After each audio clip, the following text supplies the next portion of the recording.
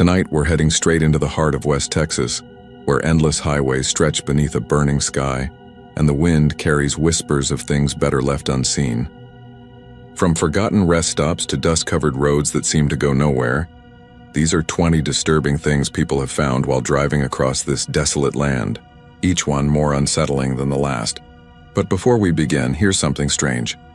Most viewers make one big mistake. They leave without subscribing, and by doing that, they miss out on the most chilling, spine-tingling stories that only the brave dare to hear.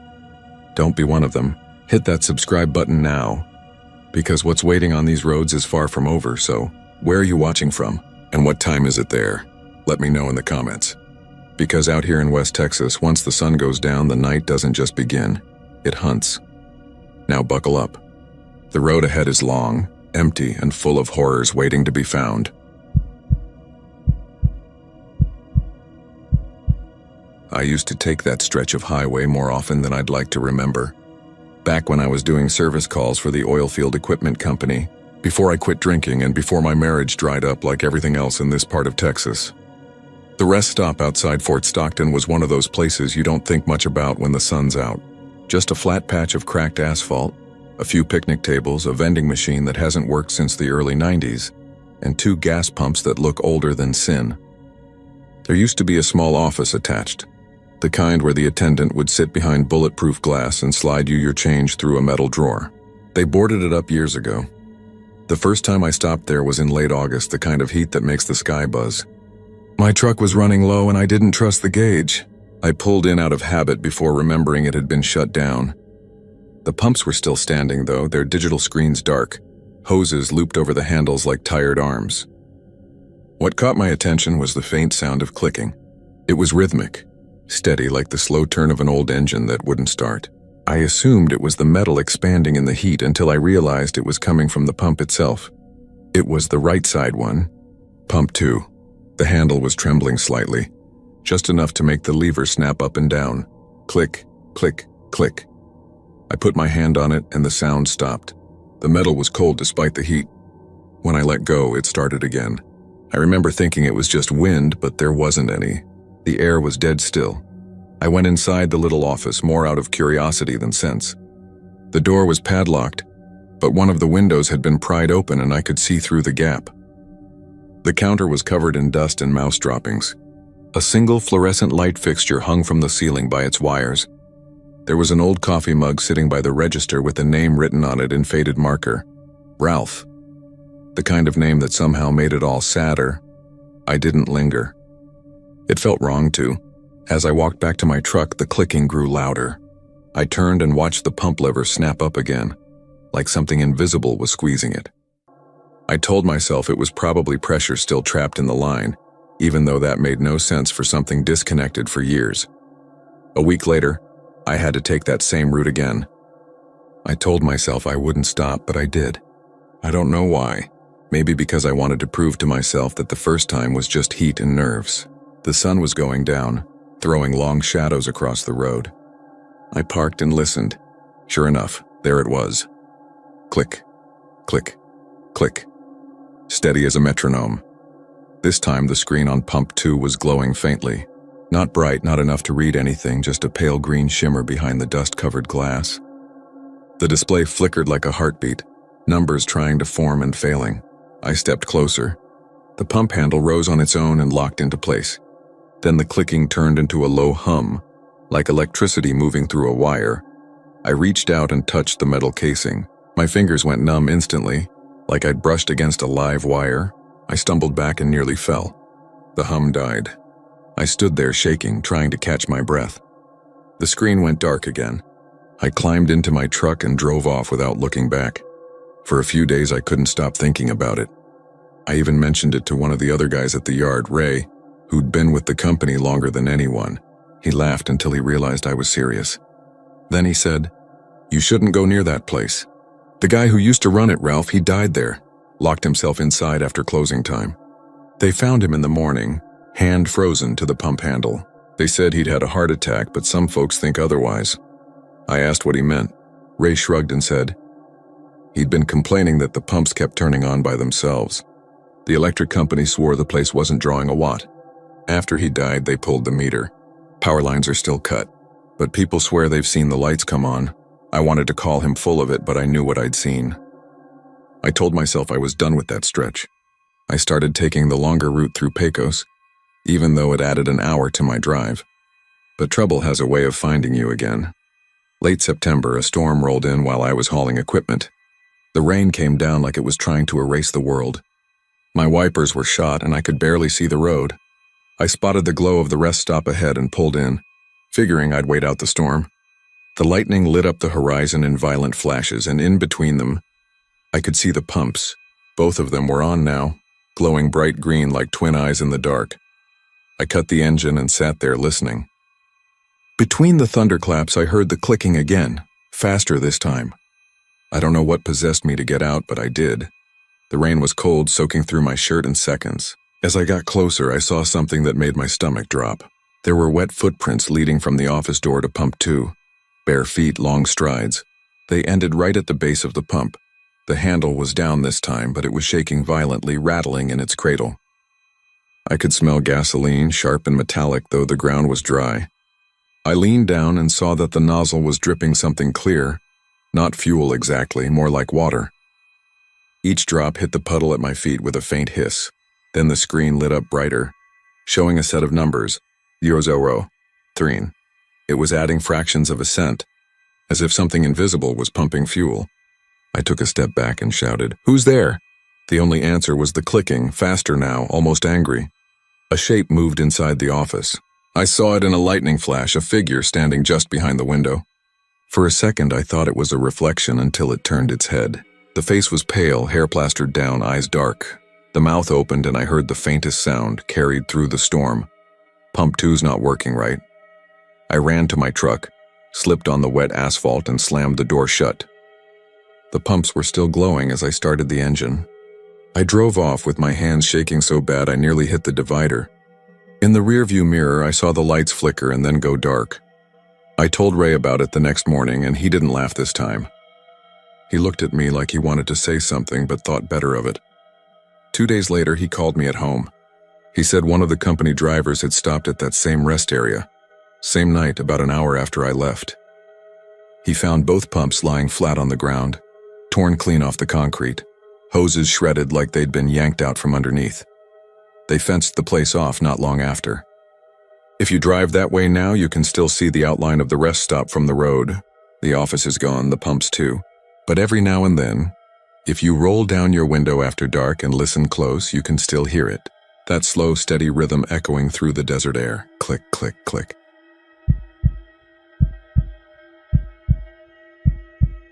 I was driving west on Highway 90 toward El Paso when the gas light came on. There's a stretch past Valentine where stations are scarce, and I'd misjudged the distance. The map showed a small rest area near mile marker 243, so I took it as a sign. I remember the sky being clear, the stars like shattered glass across a black sheet and the wind steady against the driver's side. That's how West Texas always feels, wide, empty, and older than anything human. The rest area was small, just 2 lamps and a picnic shelter that looked ready to collapse. I pulled in and cut the engine. For a few seconds, the silence was total. Then the sound of insects crept in, dry and electric. I stretched, walked toward the restroom, and noticed how the highway shimmered under the moonlight. How the mile marker reflected pale green from the headlamps. 243. It looked freshly replaced, bright against the fading asphalt. When I got back to the car, I saw taillights ahead in the distance, 2 small red dots glowing faintly against the curve of the road. I assumed another driver had pulled over, or maybe was just far ahead. As I started the engine and eased back onto the highway, those lights stayed steady, never changing size. I kept expecting them to fade as I closed in, but they didn't. After 5 minutes, then 10, they were still there, identical, unmoving. At first, I thought maybe the car was pulling a trailer with reflective tape, or the driver had brake lights on constantly. But as I accelerated, the distance didn't shrink. My speedometer climbed past 70, then 80. The road was flat and straight for miles, no turns, no dips, no traffic in either direction. Still, the lights hung there, the same 2 red points glowing just ahead like something leading me forward. It started to bother me after a while. The kind of irritation that slowly turns into dread. You know how sometimes your brain decides that something's wrong before you can explain why? That was how it felt. The night seemed thicker, heavier. I rolled the window down, hoping to ground myself with the dry desert air, but even that felt strange, like the wind was gone. It was just silence, like the whole world had stopped moving. I passed another mile marker, 244. The lights stayed the same. I could see the faint reflection of my dashboard in the windshield, the glowing numbers of the odometer rolling forward. I checked my mirrors. Nothing behind me, just the long, empty highway. I flicked my high beams on, and for a second, I thought I saw the shape of the other car, something low and dark, but it vanished almost immediately, swallowed by the distance between us. When I reached mile 245, my radio cut out. Static filled the cabin, sharp and uneven. I turned the dial, but every frequency was the same. White noise like wind rushing through a tunnel. Then underneath it, I heard something faint. A voice, maybe. Just a single word repeated, too low to make out. I turned the volume up, but it disappeared. The static settled back into a steady hiss. By then, I'd been following those lights for nearly 30 minutes. I should have caught up or at least seen them curve away, but they stayed fixed. It was like I was driving on a treadmill. The same few miles repeating endlessly. The moon hung in the same position, low over the scrub. I started to wonder if I'd somehow missed an exit, or if I was looping through the same stretch of road. When I looked down again, my fuel gauge had dropped faster than it should have. I'd barely driven 40 miles, but the needle was almost touching E. That didn't make sense. I'd filled up that morning, and even with the light on earlier, I should have had enough to reach Van Horn easily. My headlights began to dim slightly, and I felt a tightness in my chest. Something wasn't right. I eased off the accelerator, hoping to let the car coast, but the lights ahead slowed too. Perfectly synchronized, like they were matching me. I don't know what made me do it, but I decided to stop. I pressed the brakes and pulled over to the shoulder. The tires crackled against the gravel, and when I came to a full stop, the taillights ahead stopped too. Just two small red dots hovering above the road, steady and unblinking. I turned off my headlights, and for a moment they were the only thing visible, suspended there in the blackness. Then they went out. It wasn't gradual. They didn't fade or drift. They just blinked off completely, leaving nothing but the cold dark. My pulse was hammering. I switched my headlights back on, but the road ahead was empty. No car, no movement. The air felt wrong, too still. I thought about turning around, but the idea of driving back into that emptiness was worse. I sat there for a long time, watching the horizon. The desert around me looked endless, featureless except for the faint shimmer of the road. That's when I saw movement to the right, something low to the ground, crossing through the grass toward the ditch. I leaned forward, trying to see. It wasn't an animal. It was too slow, too deliberate. I caught the glint of something pale, like skin catching moonlight, and then it was gone. My instinct was to leave, so I did. I pushed the pedal down, forcing the car to move, but something felt different about the road. The tires made no sound, no vibration. The steering felt heavy, like I was driving through water. I glanced at the mile marker as I passed it, 243. Again, my stomach dropped. I was back where I'd started. I told myself I'd made a wrong turn somehow, but the road was straight. I hadn't turned once. I pressed harder on the gas, watching the numbers climb. 80, 90. The engine whined, but I wasn't getting closer to anything. Then in the distance, the taillights reappeared. Two red points exactly where they'd been before. That's when I noticed something new, a shape between them. Faint, tall, almost human. It seemed to flicker in and out like heat haze. When I blinked, it was gone.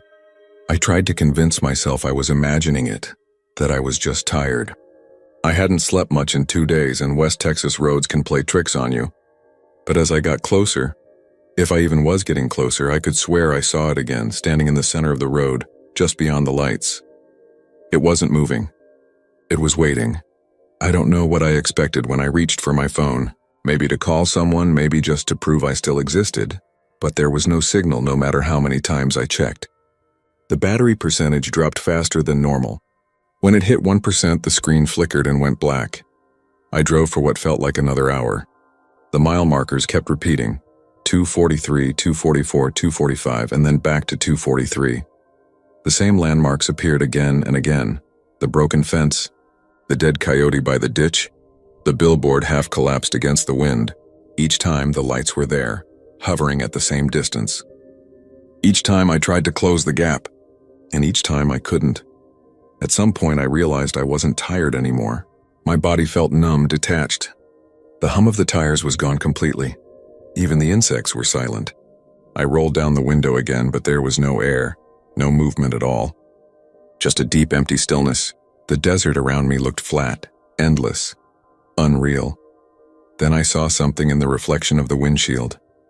Not ahead, behind me. 2 faint red dots.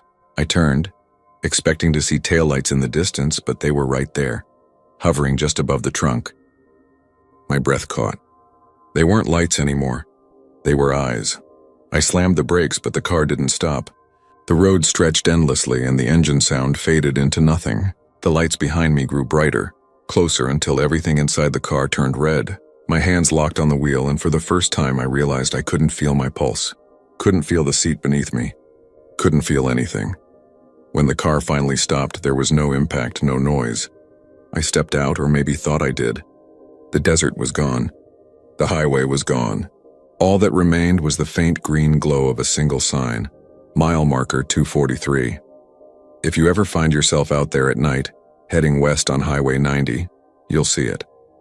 You'll see the lights ahead, just far enough to make you think you can catch them. You'll press harder, thinking it's just another driver, but you won't get closer. You'll never get closer. And if you ever stop to rest, don't look behind you.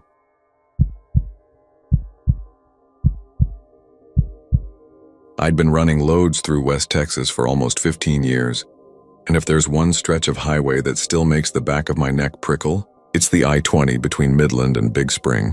Most nights it's just miles of empty asphalt, oil rigs burning against the dark horizon and the hiss of wind pushing sand across the road. But every now and then, you catch something on that stretch that sticks with you. For me, it's the man on the overpass. Truckers talk about him the way kids talk about ghost stories, half joking, half hoping they'll never actually see him. They say he shows up just past mile marker 176, standing on the old overpass that used to cross the interstate before it collapsed sometime back in the 80s. Some say he waves for help, others claim he just stands there staring down like he's waiting for someone to stop. I'd always figured it was just another truck stop legend, the kind drivers tell each other at 3 a.m. when the coffee's gone cold. That was before last February when I saw him myself. It was one of those nights where the wind feels alive, scraping dust against the cab windows. I'd left Odessa late, hauling a half-empty trailer toward Abilene trying to make up time. Around 1 a.m., the CB chatter started dying off and I realized I hadn't seen another rig in almost 20 minutes. That's never a good feeling out there. The silence settles heavy and the dark starts playing tricks. My high beams washed over mesquite scrub, a few sagging fence posts and not much else. About 10 miles west of Big Spring I saw it, a figure up ahead, right where the road starts to curve toward the old overpass site. For a second I thought maybe it was just another driver pulled over, stretching his legs. But then the beam caught the shimmer of reflective tape on nothing, like it was floating mid-air. The figure raised an arm, waving slow like he was trying to flag me down. I slowed instinctively. My first thought was wreck. Maybe someone crashed off the shoulder. I rolled the window down a bit, but the wind carried nothing but the faint whistle of air rushing through the mirror gaps. As I got closer, my headlights swept over the spot where the overpass should have been. That's when my stomach went cold. There was no bridge there. Just 2 broken embankments on either side of the interstate ending in mid-air. I knew that spot. Everyone did. The bridge had collapsed decades ago and the state never rebuilt it. But there he was, standing exactly where the center span would have been, hovering almost 30 feet above the lanes. His clothes flapped like something caught in a storm that wasn't there. I hit the brakes hard enough to rattle the cargo straps. For a heartbeat, I swear he looked right at me. Then he turned and started walking across the empty space, the way you'd cross a real bridge, step by step. I blinked and the lights hit open air again. No man, nothing, just the endless road stretching east. I sat there idling on the shoulder, the diesel rumbling under me, trying to convince myself I'd imagined it. Maybe it was dust or a mirage from the heat still rising off the asphalt. But when I checked the clock, I realized almost 5 minutes had passed and I couldn't remember a single second of it, like time had slipped. I told myself to keep driving, but curiosity is a dangerous thing when you're alone on the road. About a mile later, I spotted a rest pull-off and decided to stop for a smoke, get my head straight. The lot was empty except for a busted vending machine and a trash barrel half full of sand. The sodium lights flickered like they were dying. I stepped out, stretched, and lit up. The night was dead silent. But every few seconds I thought I could hear footsteps crunching on gravel behind the sound of the wind. I called out, "Hello?" You need help? Because that's what you do out there. Sometimes people really are stranded, walking for miles after their car dies. The only answer was the squeak of the trailer's door hinges shifting in the wind. I was about to climb back in when I noticed something on the windshield. A smear, greasy, pale, shaped almost like a handprint dragged downward from the top corner of the glass. I touched it. It was cold, too cold. My fingers came away dry, but the glass fogged under my breath like I just exhaled on it. Then faintly I saw words etched through the condensation, letters that hadn't been there before. Don't stop. I blinked and they faded. I climbed in fast, slammed the door, and fired the engine back up. Every instinct screamed to get moving, but the moment I shifted into gear, the CB crackled alive. Channel 19, static hissing through the silence. Then a voice, low, strained like it was coming from far away, spoke one line. "Southbound rig, you shouldn't have stopped. That's it. No call sign, no follow-up." I grabbed the mic, asked who it was, but the channel went dead again. I checked the display, no signal, no carrier. Just the faint hum of interference. I drove the next 50 miles without touching the brakes once. By the time I hit Sweetwater, dawn was bleeding into the horizon, that soft blue light that makes everything look normal again. I stopped for fuel, trying to shake off the nerves. The cashier, an old guy with oil stains on his hands, noticed me staring out toward the highway. "You come through Big Spring last night?" he asked. "Yeah," I said. "Why?" He nodded, slow. "You see him?" I froze. "See who?" He leaned on the counter. "The man on the bridge. My brother was a trooper out there, back when that overpass collapsed. 1986, I think. An oil hauler jackknifed and took the whole span down. Killed a family of 3 and the driver. Folks said the trucker got out, tried to flag down help before the second half gave way. He didn't make it off." I tried to laugh it off. "You're telling me that's who I saw?" He just shrugged. "People still see him. Always around 1 or 2 in the morning. Always waving for someone to stop." I wanted to tell him about the handprint, about the message on my windshield, but something stopped me. Maybe it was the way his eyes shifted toward the door like he'd heard it all before. I left the station, figuring I'd put the whole thing behind me.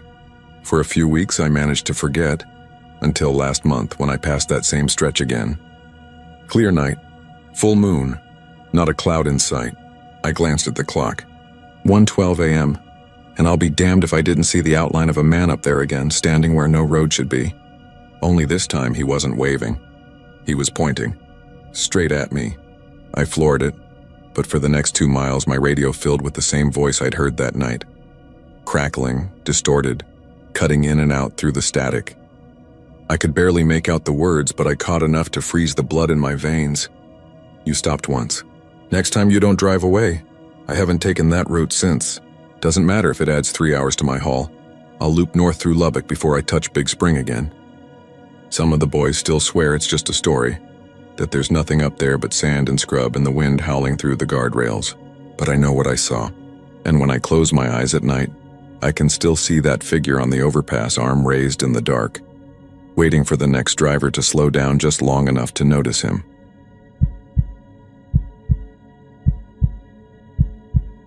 I was driving west out of Van Horn, somewhere past the rest area with the busted vending machines, when I saw the car again. A rusted sedan, its roof half collapsed, sitting 30 yards off the shoulder like it had crawled out of the desert and given up. I'd seen it before, back in 2014 maybe, when I used to take this route for work. It looked exactly the same. Same busted windshield, same dry weeds clutching its wheels. But this time, when I rolled past with the windows down, I smelled smoke. Not gasoline or oil. Cigarette smoke. Old, stale, like the kind that clings to a bar wall decades after it's gone out of business. I don't know why I stopped. Curiosity, I guess. Or maybe boredom. The radio had gone dead 5 miles back, and the night was just endless highway and whispering wind. So I pulled over and let the engine idle, the desert heat already cooling off. The smell was stronger when I stepped out, like someone had just finished a pack inside the car. I walked around the front and peered through the cracked windshield. That's when I saw them. 3 perfect cigarette burns melted into the glass just above where the steering wheel would have been. Not random. They were in a small, deliberate triangle. The glass around them bubbled and black. The rest of the car was untouched. No fire damage, no melted dash, just those 3 tiny burns. The license plate was bleached white. The upholstery was dust. But there were things left inside. An old paper map of Texas, a motel key with a cracked plastic tag, and a Polaroid that had faded almost to nothing. I could just make out a woman's outline in front of what looked like a gas station. Her face was burned away like someone had pressed a cigarette to it. I know what you're thinking, that it's just some vandal's work or a trick of time and heat. I thought the same thing. But the smell, it wasn't faint. It wasn't old. It was there alive. It hung in the air like someone was sitting right there smoking. I leaned closer to the door window, trying to see the interior better, and that's when the car's radio hissed to life. Not my car's, that one's, a low burst of static, then a man's voice. Not clear, more like a whisper under the noise, saying something I couldn't catch. I backed off fast and almost tripped on a patch of dead grass. The voice cut out, replaced by silence thick enough to feel. When I looked again, there was no light, no sound. I could have left then, and maybe I should have.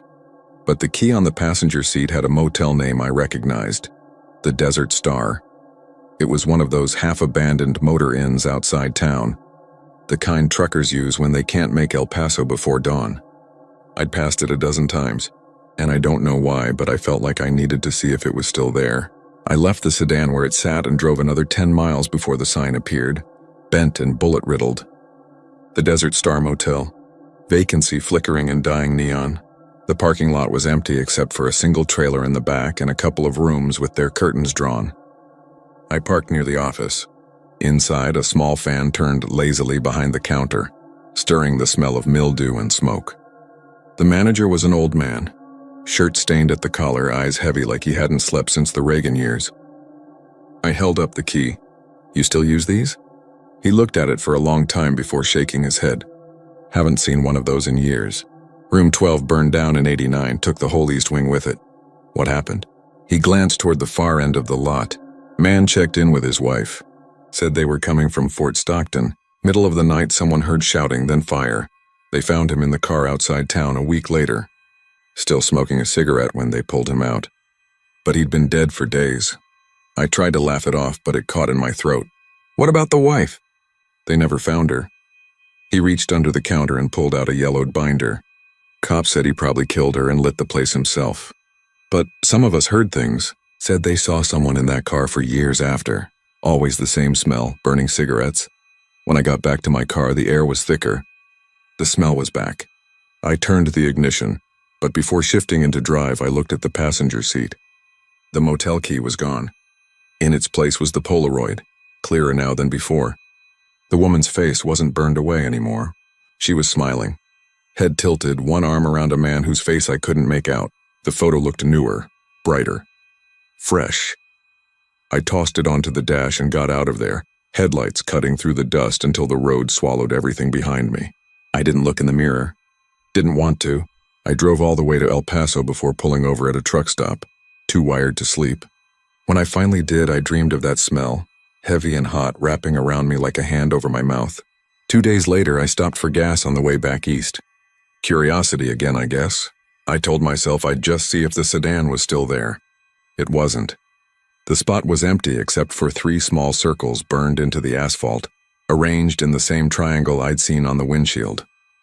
I stood there, the wind whipping sand against my jeans, until I heard a faint hiss. My own radio came alive, static bleeding through even though the engine was off. A man's voice calm and distant. "You shouldn't have stopped." The smell of smoke filled the car again, so thick it burned my throat. I threw open the door, stumbled out, and saw a flicker of light in the distance. Headlights, maybe. Or the glow of a cigarette. I couldn't tell.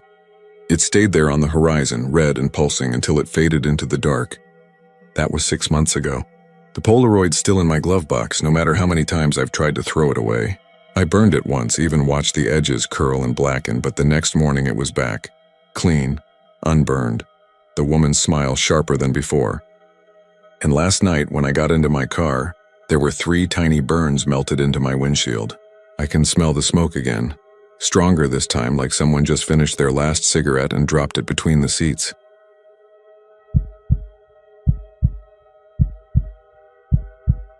I was driving west on I-10, headed toward Ozona after a late service call in Sonora. The highway was almost empty, the night air thick with that dusty stillness you only get in West Texas.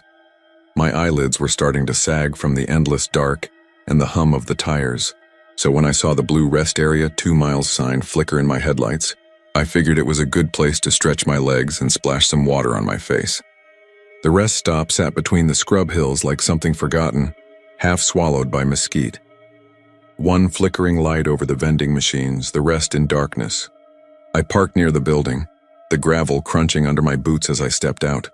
It was colder than I expected. The air carried that faint metallic smell that sometimes comes before rain, though the sky was perfectly clear. Inside, the restroom was cleaner than most I'd seen out there, just old and worn. A long row of stalls, 7 in total, each with that dull beige door and metal latch. I noticed right away that the door marked B7 was half open, hanging crooked on its hinge, creaking every time the air vent kicked on. I didn't think much of it. Probably just busted. I used the urinal, washed my hands, and glanced at the mirror. The fluorescent lights buzzed overhead. There was no sound but the low drone of electricity and the hum of the hand dryer's motor cooling down. I walked toward the exit but stopped for some reason. Maybe it was curiosity. Maybe the way the light from the ceiling hit that half-open door. I reached out and pushed it closed just to see if the latch worked. It clicked into place easily enough. 2 quick knocks came from the other side. I froze. Not the kind of knock that comes from something rattling loose. These were sharp, intentional, human. My heart gave a hard thud. I waited, staring at the door. No sound followed. Just the hum of the vent. I told myself it was someone messing around. Maybe a trucker sleeping in there not wanting to be bothered. I said something like, "Sorry, man," and left. Outside, the night had grown heavier. The wind had died. I lit a cigarette, leaned against my truck, and tried to laugh it off. Still, I kept looking toward the building. Nobody came out. After a while, I figured it wasn't worth thinking about. I got back in the truck and drove off. That should have been the end of it. The next week, I passed through the same stretch again. Same route, same hour, around midnight. When the rest area sign appeared, I felt that same uneasy tug in my gut. I didn't plan to stop, but the needle on my fuel gauge hovered just above empty, and I needed to check the map on my phone where the service always dropped. Against my better judgment, I pulled in. The lot was empty except for one 18-wheeler parked near the exit ramp. The driver was nowhere in sight. The restroom lights glowed through the dusty windows. I hesitated before going in, telling myself I was being stupid. It was just a rest stop. Inside looked exactly the same. Same hum, same flickering light near the end. Stall B7 still stood open, swinging gently. I tried not to look at it, but my eyes kept drifting that way. The vent blew a little harder this time, and for a second I thought I heard whispering mixed with the air.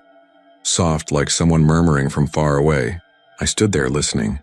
The sound stopped when I took a step closer. That's when I noticed the floor inside B7. It wasn't just dirty. It was darker, stained around the drain. The other stalls had the usual grime, but this one looked almost burned, like something scorched the tile. I crouched down and saw what looked like 2 small handprints in the dust near the base of the door. Too small to belong to any adult. I backed out quick and turned to leave. Before I reached the door, that knock came again. 2 sharp raps from inside the closed stall. Every hair on my neck stood up. I didn't even remember closing it. I turned around. The door to B7 was shut tight. I hadn't touched it. My voice came out thinner than I meant. "Hello?" No answer. I took a step closer, every instinct telling me not to. The smell hit first, something faintly chemical like burnt plastic. Then under it, the sour trace of something dead. I should have left. I know that now. But fear does strange things.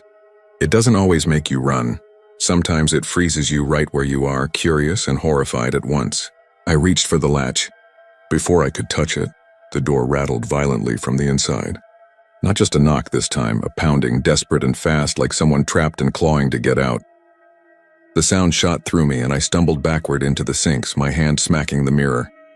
It cracked, a spider web of fractures catching the fluorescent light. The pounding stopped. Total silence. I bolted for the door, burst outside into the cold air, and didn't stop running until I was in the truck. My hands were shaking so badly I dropped the keys twice before getting the engine started. When I glanced back, the restroom windows were pitch black, though the lights had been on when I left. I drove all the way to Ozona without stopping. That should have been enough to scare me away for good. But there's something about a mystery that burrows into you, especially one that makes no sense. I started asking around. Mechanics, truckers, locals, and small diners along the route.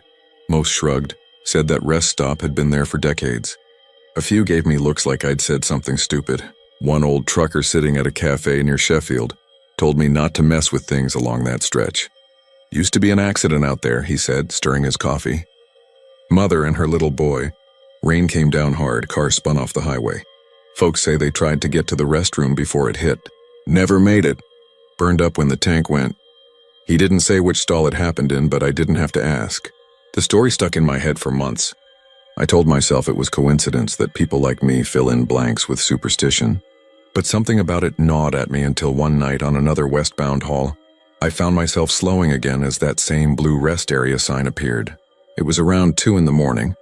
Not a car in sight. The building looked smaller somehow, sagging a little more into the dark. I told myself I'd just take one photo, something to prove to myself there was nothing there. Inside, the air was freezing, colder than outside by at least 10 degrees. The lights were dimmer now, buzzing in uneven bursts, and stall B7 was wide open again. I walked toward it, holding my phone out like a weapon. The floor looked the same, those faint prints still there, maybe deeper. I raised the phone, focused the camera, and just as I hit the shutter, the door swung shut on its own and latched with a click. My thumb hovered over the flashlight button. I don't know why I didn't run right then. Curiosity again, that stupid human instinct to see what shouldn't be seen. The knock came, 2 slow, deliberate taps from inside. Then a pause. Then softer from behind me, 2 more. I spun around, phone trembling in my hand. Every stall door down the row was now closed. I knew I hadn't done that. The air felt thick, heavy in my throat. A wet sound began to rise from somewhere, like a slow dragging against tile moving closer. I dropped the phone. The light flashed across the floor, catching a shape just at the edge of my vision. A small hand sliding under the door of B7, palm down, fingers gray and curled. I didn't wait to see more. I tore out of there, hit the truck, and drove until the gas light came on, not daring to look in the rear view. When I finally stopped at a truck plaza outside Fort Stockton, I checked my phone. The last photo showed nothing but an empty stall. But in the reflection of the metal divider half hidden by glare, you can make out a figure crouched inside. Small. Burned. Watching the camera. I've passed that rest area a dozen times since. The state must have shut it down because the last few trips the exit's been blocked off with concrete barriers. But every time I drive that stretch, I glance through the trees and I swear I still see that flicker of light inside. And sometimes when I stop at another rest area farther west and close a stall door behind me, I hear it again. 2 quiet knocks, answering from somewhere unseen.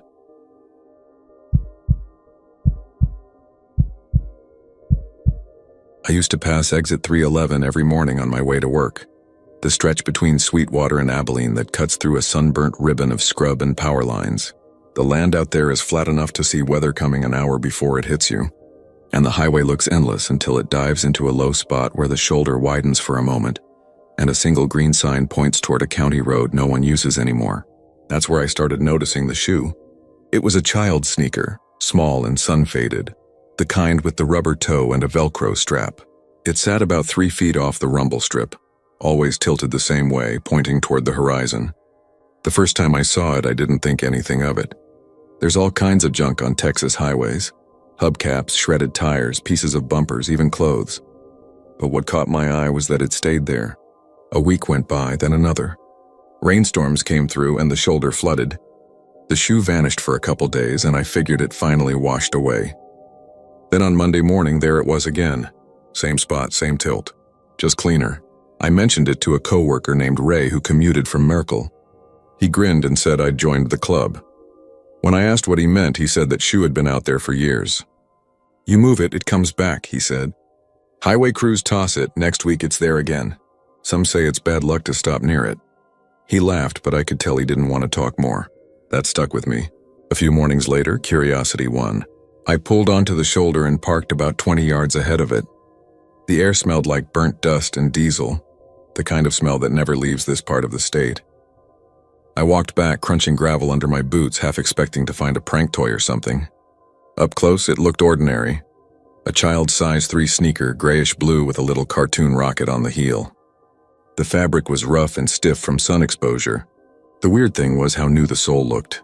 The tread was barely worn. I knelt to touch it, and that's when I heard the faintest hum, like a radio tuned between stations. It wasn't coming from the highway or my truck. It was right there in the air around the shoe. I pulled my hand back and it stopped. When I reached again, it started up, soft but unmistakable. I thought maybe I was hearing an insect, but there wasn't a single fly or grasshopper around. The wind had gone still. The moment I stood up, the hum faded away. I didn't tell Ray that part. He already thought I was spooked. But from then on, I couldn't pass that exit without glancing at the shoulder. The shoe stayed there, always in the same place, always dry even after a storm. About a month later, I got caught behind a wreck near Abilene and decided to take the frontage road home, which loops past the old service area near exit 3111. It was just before sunset, and the sky had that strange copper color you see after a day of dust storms. As I came around the bend, I saw 2 highway department trucks parked by the sign. A man in an orange vest was holding the sneaker in one hand, showing it to another worker. They tossed it into the bed of the truck, laughed, and drove off. The next morning it was back. I slammed on my brakes when I saw it. Same shoe, same place. It hadn't even gathered new dust. I pulled onto the shoulder again, got out, and walked toward it. The hum returned, louder this time. A faint vibration I could feel in my chest. I squatted down and noticed a small tag inside the tongue, almost bleached out. It said Maddie. That name hit me like a memory I didn't have.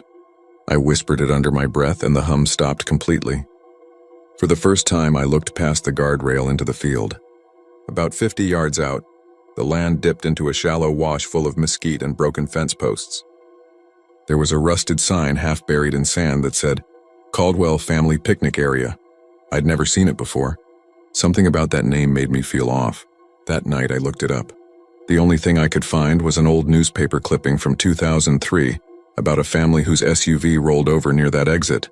A tire blew out, they skidded through the guardrail, and the vehicle caught fire in the field. The parents survived, but their 6-year-old daughter didn't. Her name was Madeline Caldwell. I didn't sleep much.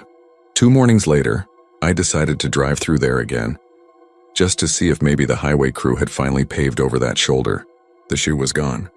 For once, the shoulder was empty.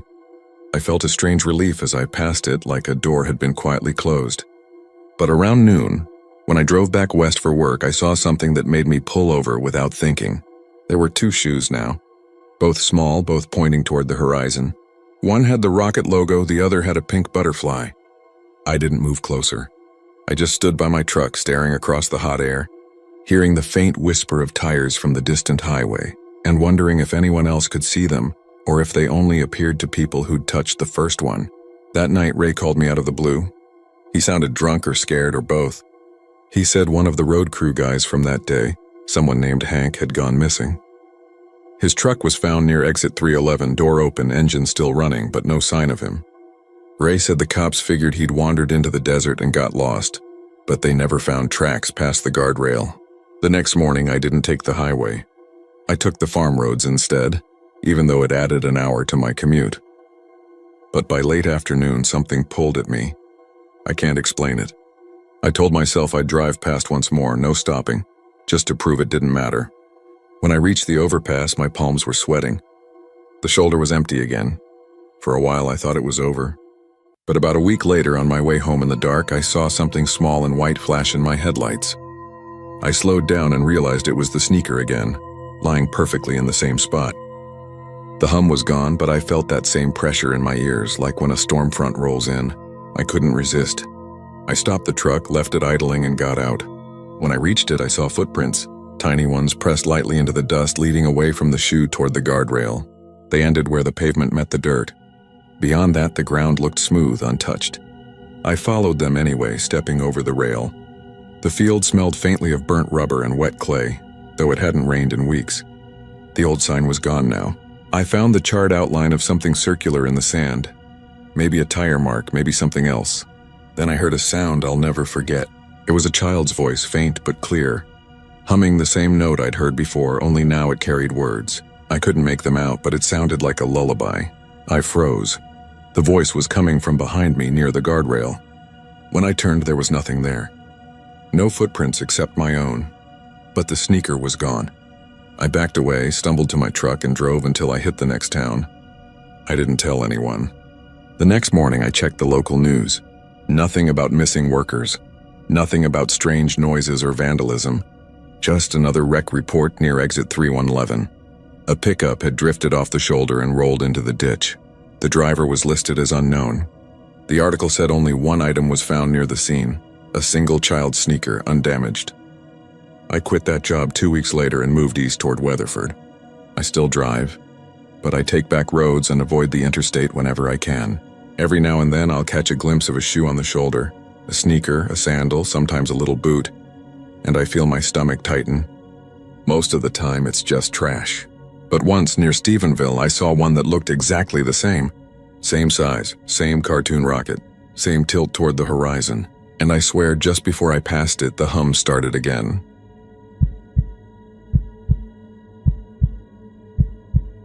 The stretch of I-10 near Sierra Blanca looks like any other in West Texas. Dusty ridges, bleached fence posts, the kind of wide sky that makes you feel small enough to vanish into it. There's not much out there but mesquite and the long hum of your own engine. I drove that route for nearly 12 years, hauling auto parts from El Paso to San Antonio. I knew every curve, every rest stop, every gas station that still had a working coffee machine. But that 10-mile section outside Sierra Blanca was different. Everyone who drove it knew about the static. It started around marker 146. You could be listening to Tejano country talk radio, it didn't matter. The second your tires hit that part of the asphalt, the signal would dissolve into pure white hiss. Sometimes it was faint. Sometimes it was so loud you'd have to turn the volume down. Most folks just switched the radio off. Others, the ones who'd been doing the route longer, claimed you could hear voices under the static if you let it play long enough. Not just any voices. Familiar ones. People you'd lost. People you didn't talk about. I never believed that sort of thing. You spend enough nights alone on the road. You learn how your brain plays tricks when you're tired. But one night in June of 2018, something happened that made me start leaving that stretch in silence every run after. I left El Paso just after sunset. The dispatcher had called in a rush order, meaning I had to drive through the night to make San Antonio by morning. My old Freightliner was in decent shape. The CB chatter was light and the desert smelled like rain that never came. About 50 miles out, I tuned the radio to an old station out of Van Horn that played nothing but country classics. It was George Strait when I crossed marker 146. Then the static began. It didn't just fade, it hit like a wall of sound. I turned the dial, cycling through frequencies, but every one of them was the same, a sharp, dry hiss that made the speakers crackle. I was about to turn it off when I heard something shift inside the noise. A rhythm, like breathing. Then a whisper came through so faint I wasn't sure it was real. It said my name. My full name. I laughed it off at first. It was just the road noise, maybe some interference from another truck's CB. But then it said it again, clearer this time. David Holt, slow, deliberate. It was a woman's voice, low and soft, with a drawl that didn't belong to anyone on the channel. The hair on my arms went up so fast it felt like static itself was crawling through me. I turned the radio off, sat in silence, and told myself I was imagining it. But a mile later I could still hear the whisper faintly, even with the power off. I reached down, yanked the battery fuse from the dash, and kept driving. The sound stopped. When I pulled into Sierra Blanca for a quick fill-up, the guy behind the counter looked up and said, "You okay, man? You look pale." I told him I'd hit that bad frequency patch. He nodded like he knew what I meant. "You listened too long?" he asked. I told him maybe. He leaned against the counter and said, "My cousin did that back in the 90s. Heard his daddy's voice clear as day. Told him to pull over, he did. Never made it home." He laughed a little afterward, but it wasn't a joke kind of laugh. More like he was trying to shake something off. I finished fueling and got back on the road. I kept the radio off the rest of the night, but when I rolled into San Antonio around dawn, the silence in the cab felt too thick. I turned it back on just to have something in the background. It came on fine, no static. I didn't talk about it for months, not even to the other drivers. But I started noticing things when I passed that stretch again, like how my cell signal always died in the same spot, or how sometimes, out of nowhere, a faint voice would ride under the hum of my tires just at the edge of hearing. One night I even thought I heard laughter, soft and quick, right as I crossed marker 147. About a year later, I met another driver named Trish at a rest area near Ozona. She'd been doing the El Paso run since before I started. We were sitting at a picnic table, trading stories, and I mentioned the Sierra Blanca static. Her eyes changed when I said it. "Don't ever stop there," she said. "Not even if you break down?" I asked her why. She told me she used to have a brother who drove that route. One night his rig was found idling on the shoulder. Lights on, door open, no sign of him. Inside the cab, the radio was on full blast, pure static. They found scratches on the inside of the windshield like fingernails dragged through dust. They never found him. After that conversation, I couldn't pass Sierra Blanca without feeling watched. I'd see shapes in my side mirrors, flickers that disappeared when I looked. Sometimes I'd think I saw a figure standing on the shoulder just before the static hit. Someone with their head tilted toward the truck as if listening. Then came the night of the accident. It was late September 2 years ago. I was hauling a partial load eastbound when a thunderstorm rolled across the desert. Lightning hit the ridges, turning the rocks silver and black. The wind was so strong I had to keep both hands on the wheel. I'd just crossed 146 when the static started again, this time louder than I'd ever heard it. I reached for the volume knob, but before I could turn it down, a voice came through. Not a stranger's voice this time. It was my mother's. She'd been gone 10 years. I hadn't heard that tone since the hospice room. But there she was, whispering my name, calm as if she were sitting beside me. "David," she said. "Slow down." I froze. My foot eased off the gas without me thinking. The voice grew softer, saying my name again and again. Then she said, "Don't look." That was when the headlights behind me flared bright like a truck was tailing me too close. I checked my mirrors, but there was nothing there. Just black road and rain. I glanced forward again and saw a figure standing dead center in my lane. I swerved hard right, tires screaming, and the rig fishtailed before slamming into the guardrail. The trailer tilted, metal shrieking, and everything went black. When I came to, I was half hanging out of the cab, airbag deployed, rain pouring through the broken windshield. The engine was dead, the headlights flickering. The road was empty. No other vehicle, no body, no sign of anyone. The static was still coming through the dead radio, whispering under it like breath. My mother's voice said one last thing before it all went quiet. "You weren't supposed to stop." A trooper found me an hour later, dazed but alive. They towed the truck to a yard in Fort Stockton. When they ran diagnostics, the mechanic said the radio had no power connection left. It had melted through in the crash. But the black box recorded ambient cabin noise for safety review, and when they played it back, the recording was nearly 5 minutes of pure static. Then, faintly, a woman's voice saying my name. I quit long haul after that. Took a job in Midland working on short freight routes, nothing past Pecos. I still hear static sometimes when I drive. Through speakers, phone lines, even old TVs when the signal dips.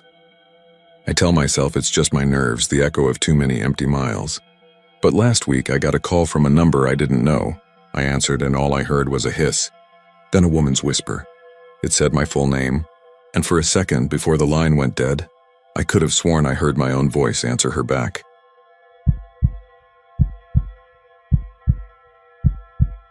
It was after midnight when I hit Route 285. The kind of stretch that feels like it was laid out for ghosts instead of people. The road between Pecos and Carlsbad is long and dark, with miles of scrub and dust on either side.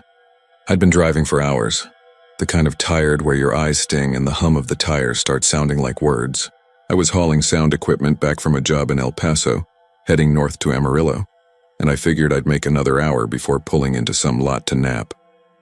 The radio was down to static. My cell signal long gone, and every few miles I'd see the flicker of jackrabbits darting across the road. Then I heard it. A sound so faint I thought it was part of a dream I hadn't finished yet. It was like a child crying, soft and high-pitched, cutting through the hum of the tires.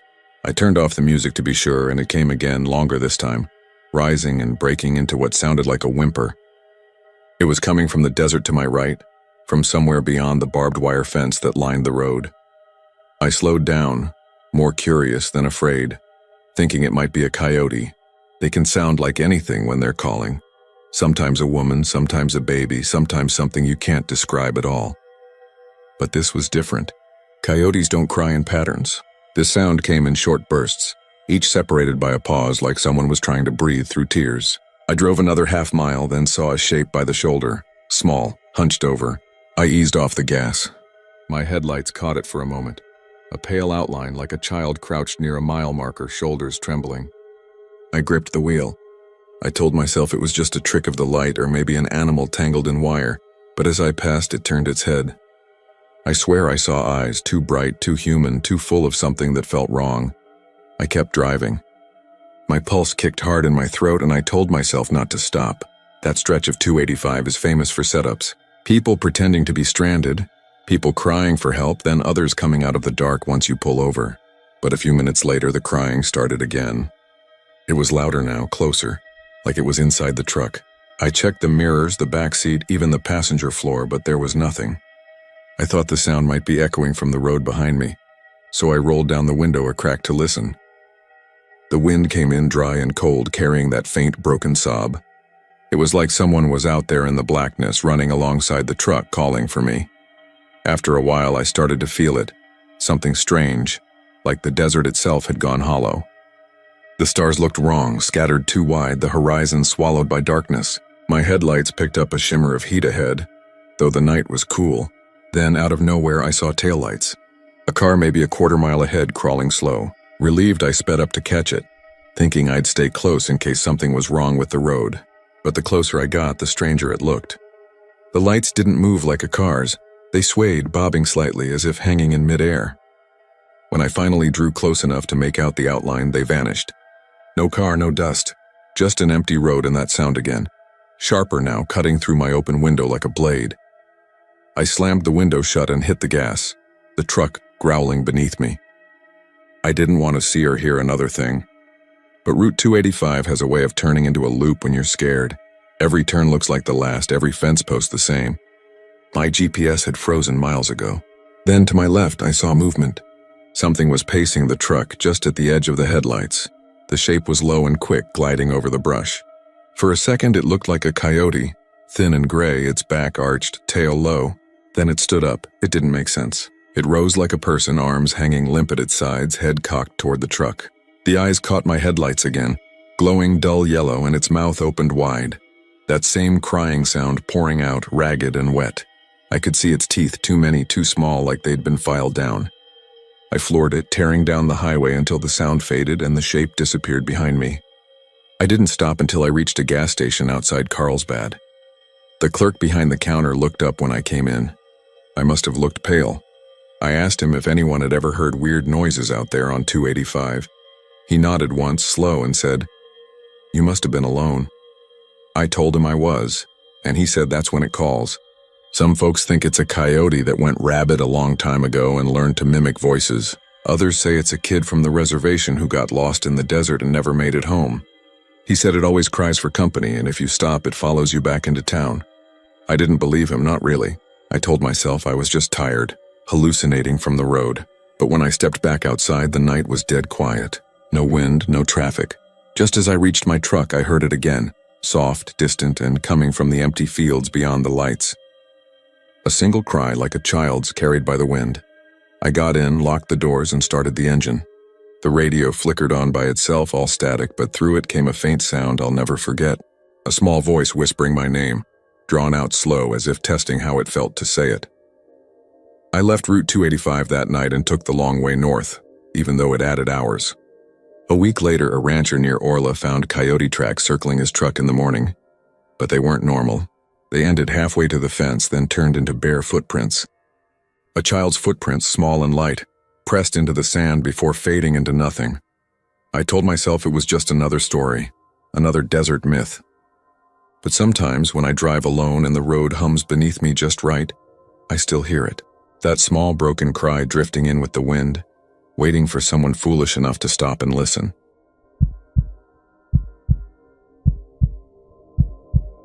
I've been running long-haul routes across Texas for more than 20 years, but I'd never heard anything like what came through my CB that night outside Abilene. It was the kind of night where the road felt like it could swallow you whole. A stretch of blacktop so empty you started talking to yourself just to prove you still existed.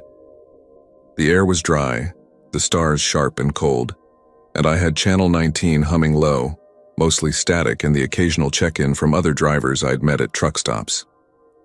I was hauling a load of refrigeration units eastbound on I-20, about halfway between Sweetwater and Weatherford, when the static started to change pitch.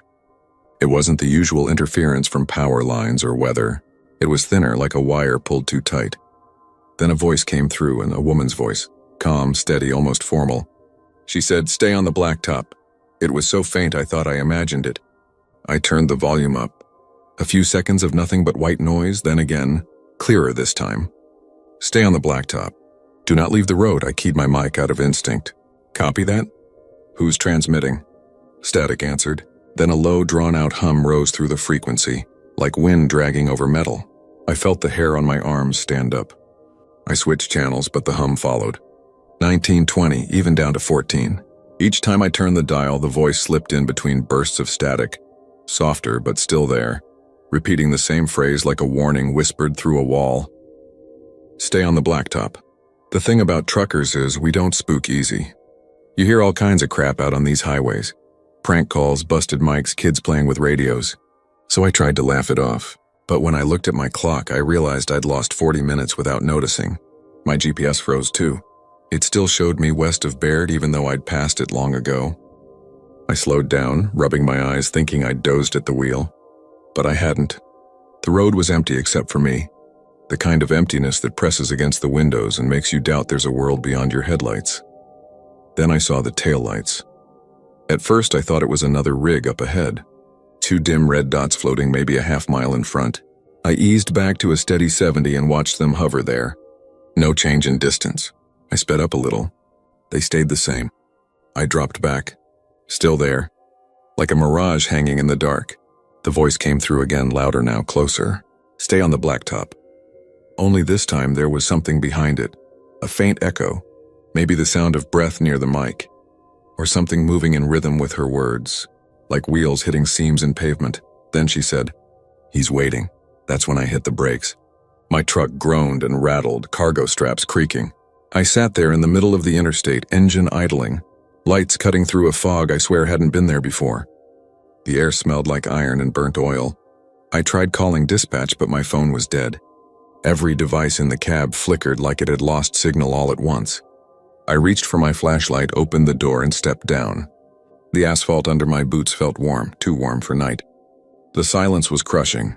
No wind, no crickets, just that low hum still coming from the CB even though I hadn't touched it. Then a sound came from somewhere behind the truck. A single tap, like metal on glass. I turned and saw a woman standing just beyond the reach of my lights. She wasn't moving, just watching. Her hair was long, hanging in front of her face, and her clothes looked old-fashioned, like something from the 70s. She raised her hand and pointed down the road.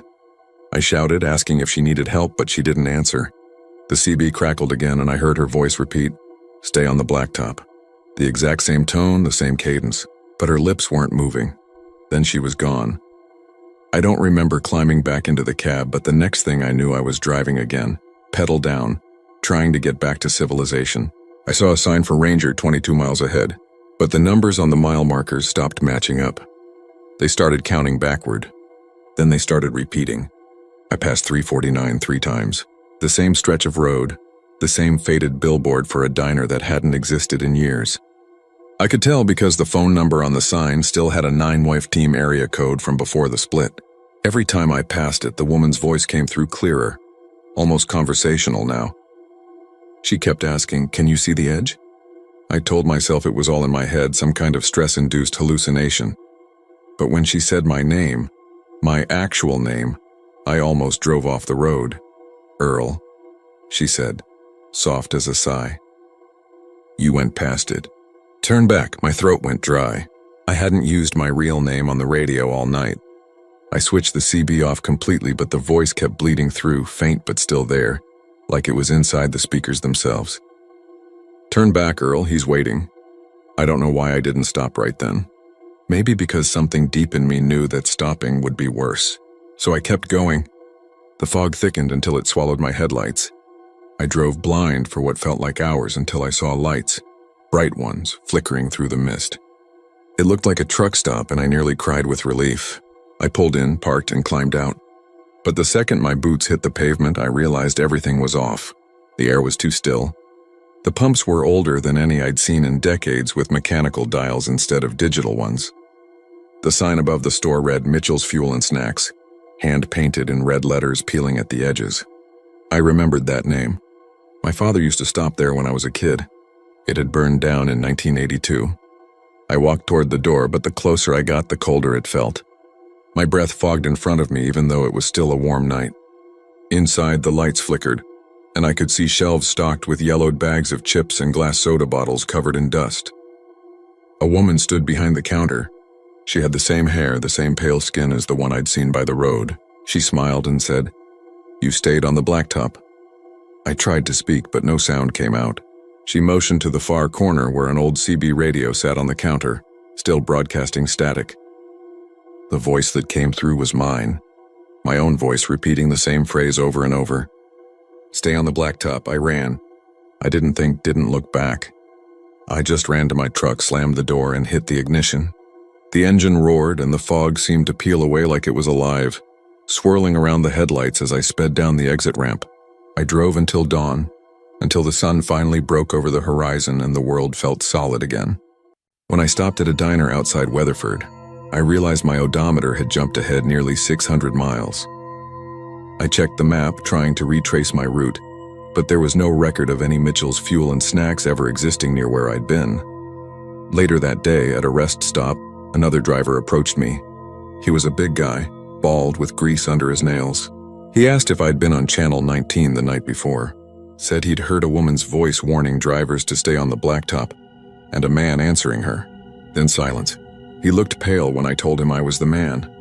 Said a few years back he'd known another trucker who'd heard the same thing near Van Horn. Voice fog vanished for days. They found his rig later, burned out on a dirt road miles from the interstate, keys still in the ignition. I quit CB chatter after that. These days I drive with the radio off, no music, no static, just the sound of the tires and the wind. But every once in a while, when the night is clear and the road is long enough, the speakers will crackle. And through the hum of the engine, I'll hear her voice again. Quiet, patient, certain. "Stay on the blacktop," and I always do.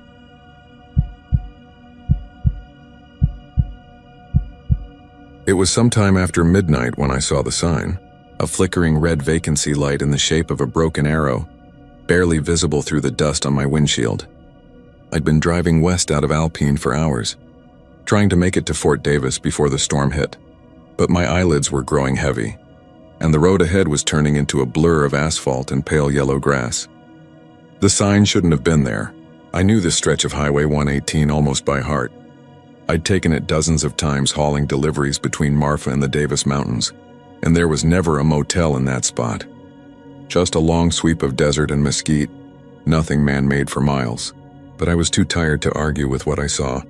The turnoff appeared just beyond the sign, a gravel drive leading to a low flat building with a faded roofline. No name, no number, no company logo, just a cracked concrete wall with a painted stripe running through the middle, like it had once belonged to a chain that was forgotten decades ago. I slowed, tires crunching, dust cloud rising behind me. There were 6 doors, all numbered except one. The missing number hung by a single rusted screw, swinging in the wind like a loose tooth. A dim light glowed from the office window. I figured if it had power, it had beds. That was enough. Inside, the lobby smelled faintly of old coffee and disinfectant. A man was sitting behind the counter, reading a newspaper so yellowed it looked older than both of us. He didn't look up when I entered. His hair was slicked back, gray at the temples, and his shirt was starched, though the collar was frayed. "Need a room?" he said without shifting his gaze. "Yeah," I answered, dropping my wallet on the counter. "Just for the night." He pushed a ledger toward me, the kind with faded blue lines and no computer in sight. "Name and time," he said. I signed and slid $40 across. He didn't count it, just opened a drawer, placed it inside, and handed me a tarnished key on a brass tag. The number had been rubbed smooth with years of use. "Room's around back," he said. "Keep your lights off once you're parked." I thought that was a strange thing to say. Maybe he meant not to bother other guests. I nodded, muttered thanks, and stepped outside again. The wind was colder now, sharp with dust and a faint metallic tang like blood or ozone before a lightning strike. The gravel behind the building crunched differently under my boots here, softer, like sand. There were only 3 cars, all old enough to belong in a museum. A rusted Ford pickup, a Plymouth with 1 flat tire, and something that looked like it hadn't moved since Reagan was in office. I parked beside them and cut my lights. The window curtains of my room were drawn tight. Inside, the air was still and heavy. The decor was stuck in another time. Brown carpet, floral wallpaper, a TV the size of a bread box. The clock on the nightstand ticked but didn't keep time. Its hands pointed to 3:30 and didn't move the entire night. I tossed my bag on the bed and pulled off my boots. The springs creaked under my weight, and I noticed how perfectly made the other bed was. Corners tucked so sharply they could cut skin. I switched on the TV just to hear something, but every channel was static. Not the usual hiss, but a low droning hum, like a human voice buried beneath 1,000 miles of wire. I turned it off and listened. The wind outside had stopped completely. In the stillness, I could hear faint movement. Someone walking down the hall. The steps were slow and even, the rhythm off as if the person was dragging 1 foot. They stopped outside my door. I waited for a knock, none came. Just a scrape like a key brushing metal. Then silence. I waited another minute, then opened the door. The hallway was empty. The other doors were closed, lights off beneath them. At the far end, the manager's door stood slightly ajar, a yellow sliver of lamplight leaking through. I should have gone back to bed, but curiosity always wins over common sense when you're tired enough. I crept down the hall and nudged the door open with my toe. The manager's office was empty. The chair was pushed back from the desk, the newspaper still lying open. Only the window moved, curtain fluttering in a wind that didn't exist outside. Then I noticed something that made my stomach twist. The ledger on the counter was open to my name. Below it were other signatures, dozens of them, but all written in the same hand. Everyone dated years apart, but identical cursive, identical slant. The last one before mine was dated 2003. I backed out of the room and returned to mine, locking the door. Sleep was impossible now. I lay staring at the ceiling, counting each faint tick of that useless clock. Sometime after what must have been an hour, the hum returned. Louder this time, like it was coming through the walls. I pressed my ear against the plaster and felt vibration, steady, pulsing, almost like a heartbeat. Then I heard it, a voice, faint but clear. It was reciting something, numbers maybe. Room numbers. 1, 2, 3. Then a pause. No number. Over and over, the same phrase. No number. The walls seemed to breathe with it, expanding and contracting in rhythm. My instinct screamed to leave, but when I looked out the window, the parking lot was gone. In its place stretched nothing but dark desert. No road, no cars, no lights. Just a line of mesquite trees dissolving into blackness. I told myself it was a dream. Maybe carbon monoxide or exhaustion. But when I turned back toward the bed, the second bed, the one that had been perfectly made, was unmade now. Sheets rumpled, pillow sunken, as if someone had just stood up. The door handle clicked. Slowly, it began to turn. I grabbed the lamp, ready to swing it, but when the door opened, no one was there. The hallway stretched longer than it should have, like it had been stretched out by the dark itself. I could see all the doors, but none of them had numbers anymore. The metal tags were gone, only nail holes left behind. Then came the sound of keys jangling. The manager stepped out from the far end, though his face looked different now. Pale, eyes too wide, smile stretched too long. His shirt was the same, but soaked through at the collar, as if he'd just come from a storm. "Room with no number," he said, his voice wet and trembling. "You shouldn't have stayed there." Before I could answer, the lights cut out. I don't know how long I sat in that dark. When dawn came, I was behind the wheel of my truck, engine idling, hands white on the steering wheel. The motel was gone. Not closed, gone. Just an empty lot with scattered gravel and a rotting wooden post where the sign had been. My tires had carved fresh tracks in the sand, but there were no other prints, no building foundation, nothing. I drove to a diner in Alpine and asked the waitress if there'd ever been a motel west of town. She said there used to be, back in the 70s, but it burned down after a guest fell asleep smoking. The body had never been identified. They said the room he was in had no number on the door. Sometimes when I drive that way at night, I still see the flicker of that red sign through the dust. Always on the same stretch, always between mile markers that don't line up right. I keep my lights on now, and I never ever stop.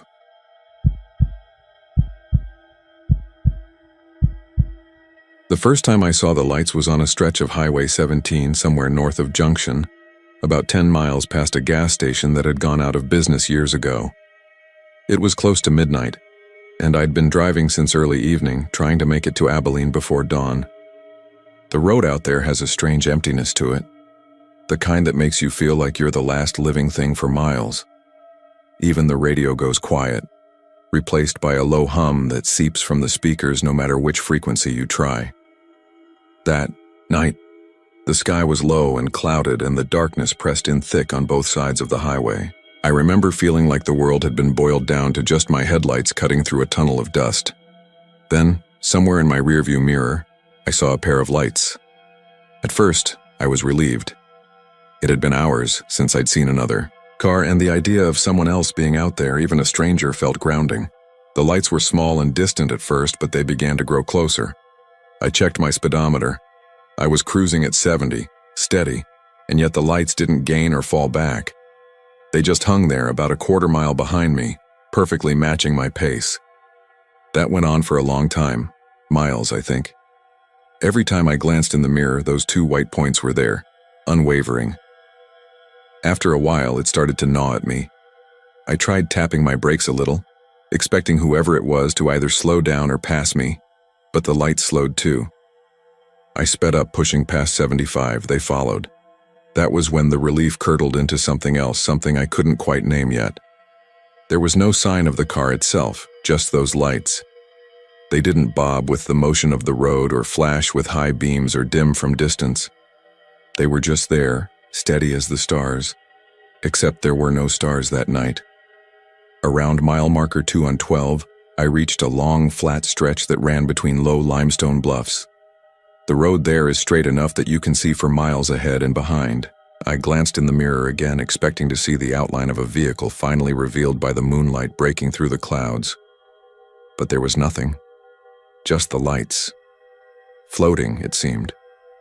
Hanging low, like two tiny moons pacing me across the blacktop. I turned down the radio entirely and rolled my window halfway to listen. The night air was cold and dry. There was no other sound, no engine behind me, no tires on pavement. Only my own truck, and yet the lights followed. I tried rationalizing it.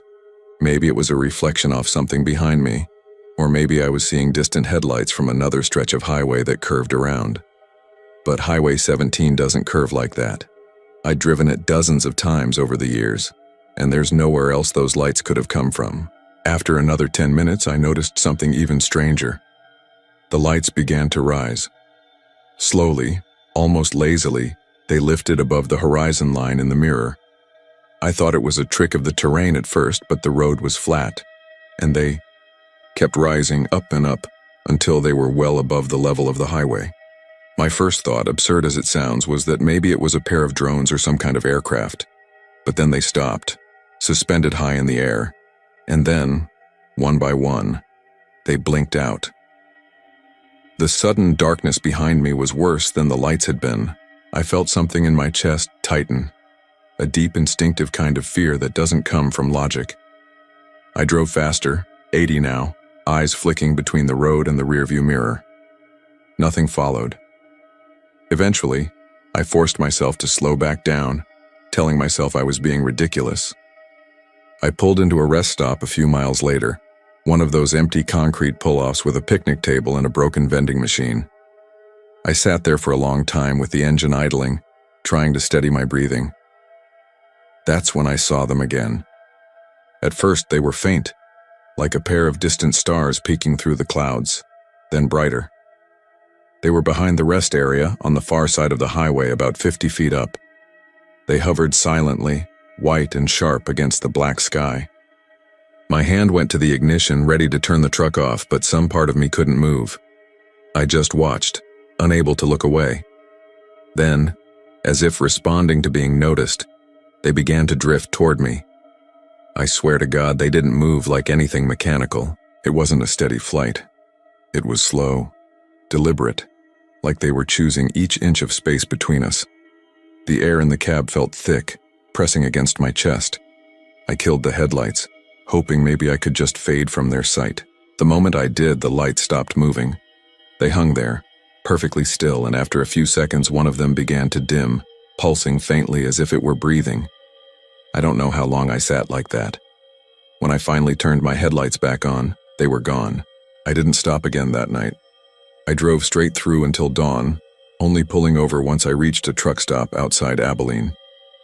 The sky was bright by then, the normal world had returned, and I tried to convince myself that what I'd seen was some kind of atmospheric illusion. Heat distortion, distant aircraft, maybe even a hallucination from exhaustion.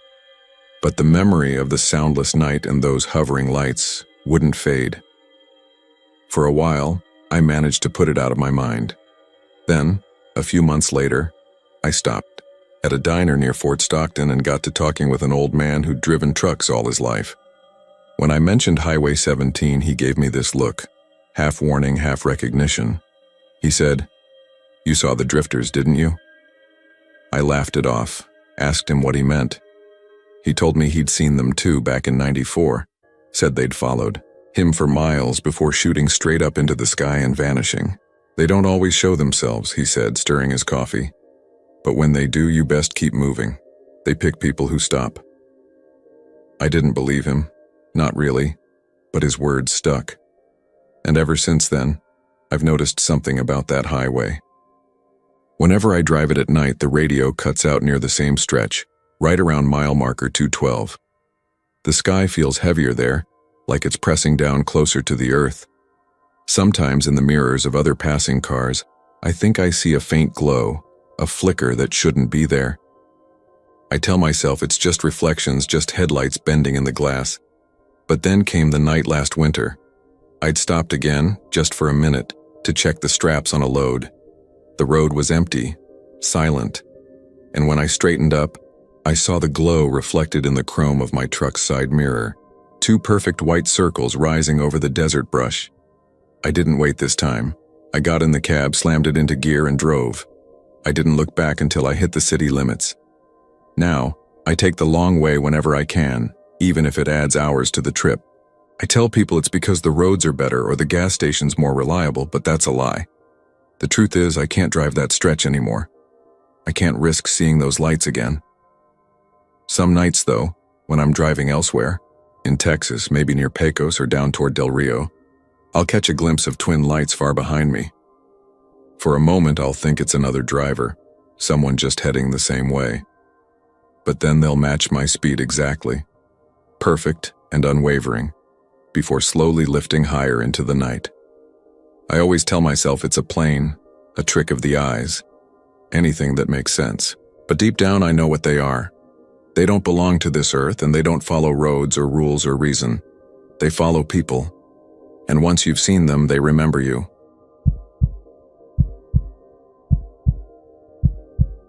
It was late September when I saw him, somewhere between Monahans and Peyote, where the land goes flat and tan and the horizon blurs with the sky. I'd been driving west for hours trying to outrun a storm that never came, and I was down to half a tank and half a pack of cigarettes when I noticed a figure on the shoulder ahead. He stood beside a sagging road sign, arm raised lazily like he'd been waiting a while. Normally, I don't stop for hitchhikers. Too many strange things happen out here, and my father taught me young that some people by the highway aren't really people anymore. But something about this man pulled me in before my common sense could protest. He wore a wide-brimmed hat, the kind you only see in old photographs, and a long beige coat that hung limp in the windless heat. His face was shadowed, but I caught the flash of a smile as I slowed down. When he climbed in, he smelled like dust and copper, and he held an old leather satchel across his knees as if it contained something precious. "Appreciate the lift," he said, voice calm and measured, the way truckers on CB talk when they've been on the road too long. "You headed far?" I told him I was bound for El Paso, hauling spare auto parts for a yard outside town. He nodded like he already knew. The silence that followed felt natural at first, but it had weight. Then he asked if I believed in safe roads. Safe roads? I laughed a little. "You mean well paved?" He smiled again, a slow curl of the mouth that didn't reach his eyes. "No, roads that don't change their mind about you." I figured he was just another desert philosopher, the kind who spends too many nights talking to themselves under truck stop lights. But before I could reply, he opened his satchel and pulled out what looked like a folded map. It wasn't like the ones you buy at gas stations. The paper was thick and yellowed, covered in hand-drawn lines and notes scribbled in a dark reddish ink that shimmered like it was still wet. "People lose their way out here," he said softly. "They take a turn and something takes them back. I draw routes that keep them safe." He offered the map to me. I hesitated, but curiosity got the better of me. The ink really was wet. When I touched it, it smeared slightly, leaving a faint stain on my fingertip that smelled faintly of iron. I asked him what kind of ink it was. "Doesn't matter what it's made from," he said. "What matters is what it knows." He pointed at a thin road running south of Monahan's, one I'd driven a dozen times. "This one isn't safe anymore," he said. "Too many promises buried under the tar. If you value the direction you're going, stay on the blacktop west of Pyote. Never turn where the wind shifts." I wanted to ask what that meant, but the way he looked at me, not at my face but through me, made me keep quiet. We drove in silence for another mile before I noticed something strange. Every time I glanced away, the map changed. Roads bent, tiny towns appeared where none should be, and the ink shimmered as though alive. When I finally blinked hard and looked straight at it, it settled back into stillness. "Looks different to everyone," he said, as if reading my thoughts. "The map shows you what the road wants you to see. Some folks don't like what it tells them." I asked if he sold these maps. "Not for money," he said. "You trade a memory. Something true." I thought he was joking, but he wasn't smiling anymore. His hands, long and too pale for the sun, gripped the edge of the paper. "You tell me something you've seen that you shouldn't have. That's the price for safe passage." I told him I didn't have anything like that, but his eyes stayed on me. Finally, I thought of something. A body I'd once seen near a fence line east of Pecos years ago, covered by a tarp before the sheriff came. I hadn't meant to see it. I told him the story. When I finished, he nodded once and said, "That'll do." Then he folded the map neatly, slid it back into the satchel, and asked to be let off at the next mile marker. I pulled over near an abandoned picnic area. He got out without a word, touched the side of the truck in thanks, and walked into the scrubland until he disappeared into the haze. I sat there a long time, trying to shake off the feeling he'd taken more than a story from me. The smell of iron lingered in the cab. When I finally got back on the road, I realized I didn't remember exactly where I'd picked him up. The mile markers didn't match, and the radio hissed static on every channel. That night, I stopped at a motel near Van Horn. When I checked my glove box for cigarettes, I found the map folded there, damp with that same ink. I didn't remember taking it. I tried throwing it away, but when I came back out to my truck the next morning, it was lying neatly on the driver's seat, edges curling in the sun. The ink was still wet. The strange part was that the roads looked familiar again, but this time, one of them, the one I'd planned to take west, was marked with a dark red X. The route south, the one he'd said wasn't safe, glowed faintly through the paper like it was burning underneath. Against my better judgment, I followed his advice and stayed on the blacktop west of Pyote. About 20 miles down, I saw smoke rising ahead. A tanker had overturned, blocking the south route entirely. Fire crews were just arriving. If I'd turned there, I'd have been right in it. I felt cold all over. That night, when I stopped again, I tried to dry the map out on the motel desk, but the ink wouldn't dry. It pulsed faintly in the lamplight, as if breathing. I noticed new marks forming, faint circles around towns I'd passed, and one long line stretching west beyond El Paso, into desert where no roads existed. I told myself it had to be heat exhaustion or some trick of my eyes, but deep down I knew better. I folded it again, shoved it under the seat, and drove without stopping the next day. Still, I could swear I heard something faint beneath the hum of the tires, a whispering sound like paper brushing against paper. I made it home 3 days later thinking the whole thing was behind me. But when I opened my mailbox, there it was, clean and dry, with my name written in that same dark ink across the front. No address, no stamp, just my name. Since then, I've seen him again, twice. Once outside Monahan's, again near Toyavol. Each time he's standing by the road, that same hat pulled low, the same satchel at his side. He doesn't wave anymore. He just watches me pass. Last week, I finally opened the map again. The roads were gone, replaced by a single winding line that began at my town and stopped right where I'd seen him last. The ink bled across the paper like a wound, and when I touched it, it smeared onto my fingertip again. Warm this time. I keep it folded in the glove box now, but sometimes when I drive at night, I can smell that faint metallic scent rising from it. I can feel the steering wheel tug slightly, as if the truck knows where it's supposed to go. And when I pass the edge of Monahan's, I see a figure waiting in the glare of my headlights, hand raised not for a ride, but for a return. If you ever drive that stretch and someone offers you a map with wet ink and a promise of safety, don't take it. The roads out there remember every trade, and sooner or later, they always come to collect what they're owed.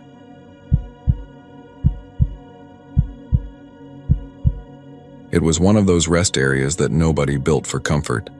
Just a patch of cracked concrete off Route 190, surrounded by scrub oak and barbed wire, with a few picnic tables that looked like they'd been there since the 70s.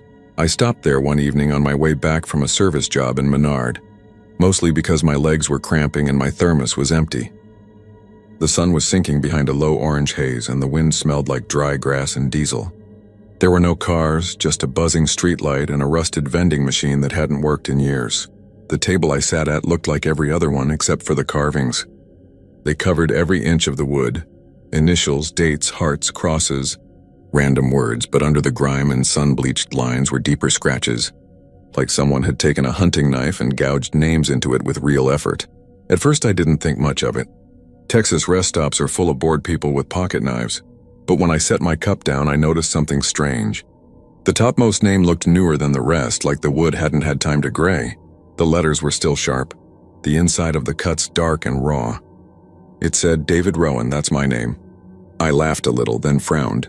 Maybe it wasn't that rare of a name, but the coincidence hit me like a cold hand on the back of my neck. I ran my finger over it, expecting it to feel old or smooth, but the wood was splintered, like it had just been carved.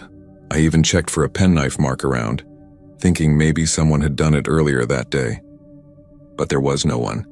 Not a car, not a footprint except mine. I sat there longer than I should have, the light dimming, the shadow stretching toward me across the pavement. The wind picked up, rattling the trash bins and pushing the dry grass into a constant whisper. I poured coffee into my cup and told myself to stop being weird about it. People carve names all the time. It didn't mean anything, but when I looked again, the table had more names than before. I swear they weren't there 10 minutes earlier. The wood beneath the old scratches seemed to shift under the dim light, revealing new lines, deeper ones, crossing through old letters like veins. My stomach tightened as I read a few. Erica Rowan, Tommy Lewis, Cheryl Dean. Each name looked carved by a different hand, each with its own rhythm and depth, like whoever made them had been in a hurry. I didn't know any of them except for Erica. Erica is my wife. I stood up so fast the cup spilled. The air felt heavier now, like the temperature had dropped even though it was still early evening. I told myself to stop looking, to get in my truck and drive, but I couldn't. I stared at that table like it was a wound, and the names kept crawling through my mind. I touched the surface again and I could feel it vibrating, faintly like there was something alive beneath the grain. I backed away, grabbed my thermos, and started toward my truck. That's when I heard it, a scraping sound, wood on wood. It came from behind me. I turned. The sound stopped. The table looked the same, except now my name wasn't the newest anymore. There was another one forming beneath it, letters digging themselves in like invisible fingers pressing through the surface. I could see the grooves deepening one by one. The letters were jagged, uneven, but I recognized them before they finished. Erica Rowan. This time the wood seemed wet, the edges glistening like sap, though the smell wasn't right. It wasn't sap. It was something metallic, faint but sharp like dried blood. I don't remember unlocking the door of my truck. I just remember the slam of it closing, my hands shaking so badly the keys nearly slipped. The headlights cut across the empty lot, catching the table in their glow. And for a split second I saw movement. Not a person, not an animal. Just the wood itself swelling and sinking as if something inside it was breathing. I left the engine running and sat there trying to calm down. I told myself I was tired, that maybe someone was playing a trick, though I didn't know who could have. The nearest town was 20 miles. My phone had 1 bar of service. I texted Erica anyway. You up? No answer. Then like a reflex, I leaned out and looked back at the table one more time. The carvings had changed again. The letters shimmered under my headlights like fresh wounds.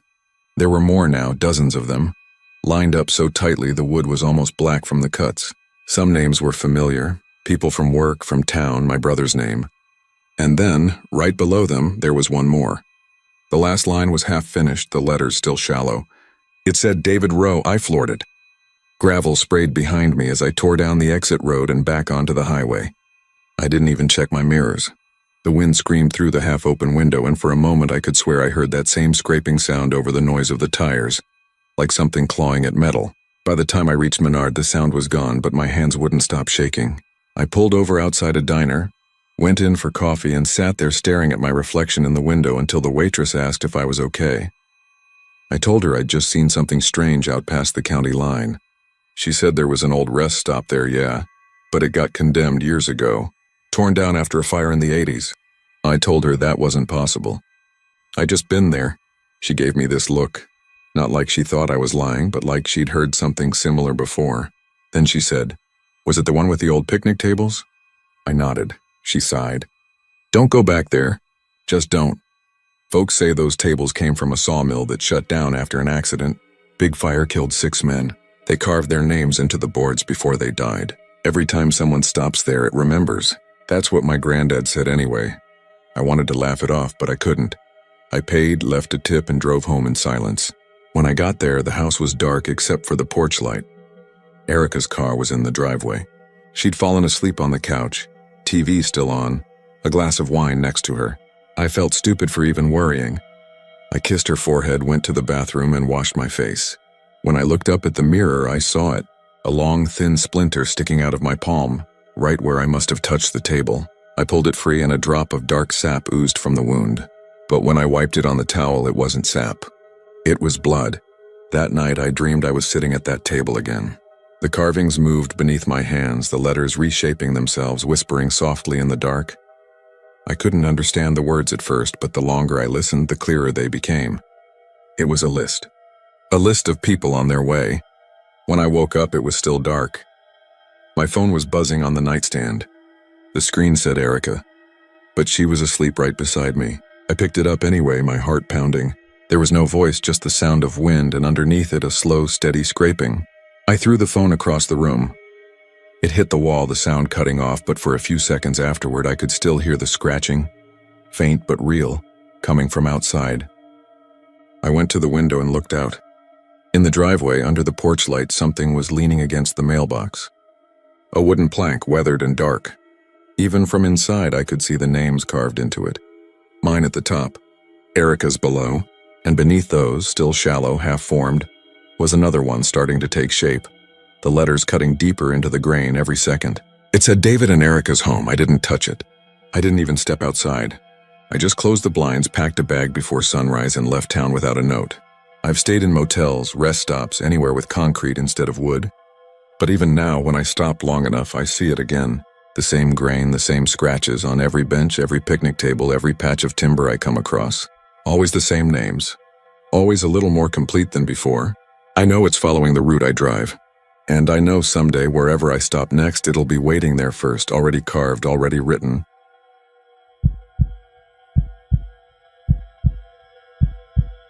There's a stretch of Farm Road 2112 just west of Pecos, where the land seems to flatten into infinity. You can drive for miles with nothing but beige scrub, sun-bleached rocks, and the heat shimmer that makes the horizon look like it's melting. Out there, the desert eats sound. You could scream, and the air would swallow it before it traveled 5 feet. I used to work for the county highway department, doing survey maintenance and incident cleanup. We'd patch the road, mark mileposts, pull wrecks out of arroyos when someone misjudged the shoulder. But what I saw one evening near mile 34 changed how I think about that empty country forever. It was August, the kind of day that starts hot and ends hotter. I was driving a county-issued Silverado, heading back from a broken culvert report. Around dusk, the sky went pale orange, and I noticed a set of fresh tire tracks curving off the asphalt into the open desert. They cut sharp right from the road, deep, like someone had turned the wheel fast. The tread was clean, recent, not yet wind-smoothed. That stretch of land is all caliche and fine sand, so tracks don't last long. I slowed down, rolled to the shoulder, and climbed out. The air felt wrong, dry, silent, heavy. Not a bird, not even a cicada. I crouched near the tracks. They were deep, symmetrical, dual-axle, probably a half-ton pickup or SUV. I followed them with my eyes until they disappeared into the dying light, straight into nothing. The desert there has no trails, no fences, no houses, just 20 miles of nothing before you hit the edge of the Sierra Vieja range. It made no sense for anyone to drive that way. I figured maybe someone had gotten stuck or broken down, so I radioed dispatch that I was checking a possible off-road vehicle incident. No answer. The signal out there always drops after dark. I drove along the tracks for about half a mile. The ruts held steady, parallel, cutting across the hardpan. Then suddenly they ended. Just ended. No turn, no braking marks, no scatter of gravel, no disturbed dust. I got out again, walked around with my flashlight. The beam cut through nothing but white dust and sparse creosote. The tire marks stopped as if the truck had simply lifted off the ground. I walked a full circle, maybe 50 feet radius, trying to pick up any continuation. There was nothing. I felt a tightness in my chest that wasn't just heat. I crouched, brushing my fingers through the sand where the tracks ended. Still warm from the day, but undisturbed. The last impressions were clean and sharp, too clean, as if frozen mid-turn. Then I noticed something. Tiny flecks of black in the tread grooves like ash. I smelled them. No scent of rubber or oil, just that faint electric tang you smell after lightning hits close. I marked the spot with a survey flag and drove back to the road. The sun had dipped below the hills by then, and the sky went purple. I started heading back toward town, planning to call it in once I got a signal. But a mile later I saw headlights in my mirror. Two of them, far behind, bouncing slightly on the asphalt. I thought maybe another county truck had followed my path. The lights stayed steady, same distance, never gaining. I drove 55, then 65, but they kept their position. When I slowed to 50, they slowed too. After 10 minutes, I pulled over and cut my engine. The lights kept coming, still twin beams, bright and white. I watched, waiting for the shape of a car to form behind them. But there was nothing. No silhouette, no engine sound, just those lights gliding silently closer. They grew until they were maybe 100 feet behind me. Then just like that, they turned off. I was staring into pure desert night again. I sat there for a long minute before starting the engine. My hands were shaking. I drove back to Pecos with the radio crackling dead air. The next morning, I told my supervisor. He laughed it off, said I'd probably followed my own tracks in low light and lost them in glare. I knew that wasn't true, but I didn't argue. We sent a crew out later that day to check. They came back saying there was no sign of any tracks, just smooth sand. Even my survey flag was gone. I tried to drop it after that. But every time I passed that stretch, I'd catch something in my peripheral vision. Sometimes a shimmer on the shoulder. Sometimes faint impressions near the mile marker that weren't there the week before. A year later, one of our new hires, a guy named Clint, stopped at that same area after seeing what he thought were stranded taillights off the road. He never came home. His truck was found idling on the shoulder, driver's door open, headlights still on. The only thing missing was him. The deputies said they found tire tracks leading off into the desert, deep ones, same kind I'd seen. They followed them for about half a mile. Then they ended. After that, the county rerouted patrols so we wouldn't drive that section alone. People started calling it the Vanish Line. Locals said it had been cursed since the 50s when a caravan disappeared during a storm out there. They found 3 vehicles half buried in sand, doors open, keys still in the ignition, but no people. The tire marks of the 4th vehicle led straight into the desert and stopped cold. I tried to find the old reports in the Pecos archives. Some pages were missing. The ones I did find mentioned a man named Dawson, who'd worked for the highway crew then too. His last note was strange, handwritten on the back of a maintenance log. It read, "Tracks lead in but not out. Follow at your own risk. The desert has its own logic. I know that now. There are places where the earth folds in on itself, where time doesn't behave. Maybe it's something magnetic, maybe something older. But sometimes when I can't sleep, I drive out there and park with the lights off. I watch the sand shimmer under the moonlight, and if I wait long enough, I can see new tread marks appear, fresh and clean, cutting across the desert toward nowhere. Once I swore I saw a shadow moving beside them, the faint outline of a figure walking alongside the invisible vehicle. Then the lights came up behind me again, twin beams, silent, steady. I didn't stay to see what would happen next. I gunned the truck back toward town, not daring to look in the mirror until I crossed the bridge over the Pecos River. That was 3 years ago. Last month, a rancher called the county, saying there were new tracks cutting through his west pasture near mile 34, same kind of deep dual grooves I remembered. He said they stopped at his fence line but left scorch marks on the posts. like something burned straight through them. He wanted someone to explain how tire rubber could melt steel. I didn't volunteer for that call. I transferred to a different district the week after. Still, I keep a photo of that desert stretch in my wallet. Grainy, taken from my dash cam before the footage cut out. You can just make out two dark lines curving off the road into pale sand, heading straight for the horizon. The weirdest part? When I zoomed in on the image, I saw something faint, barely there. My own county truck parked beside the tracks, door open and another set of prints beside it. Only those tracks weren't tire marks. They were footprints. A man's boots walking into the desert one after another until they too just stopped.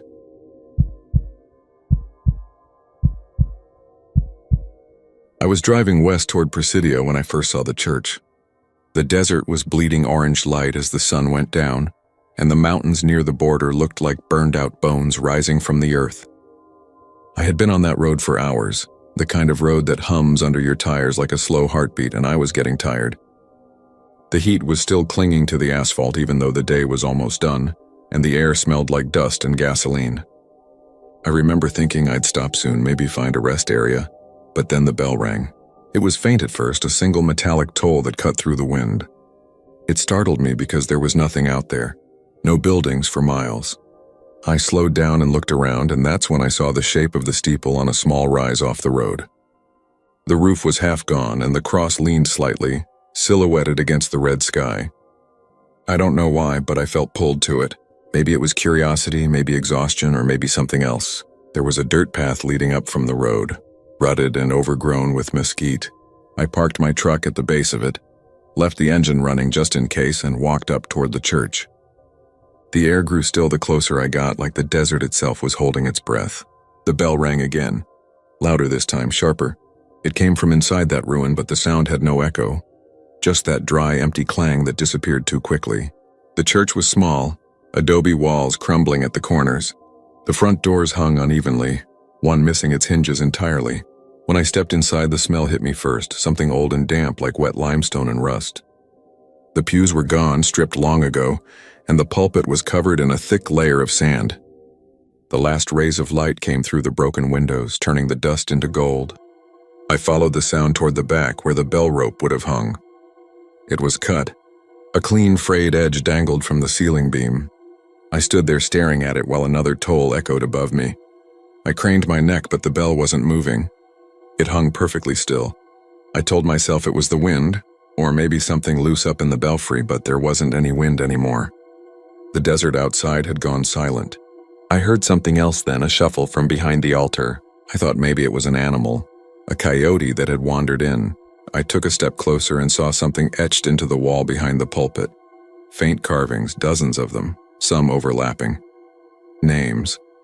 They were scratched in with nails or knives, uneven and desperate.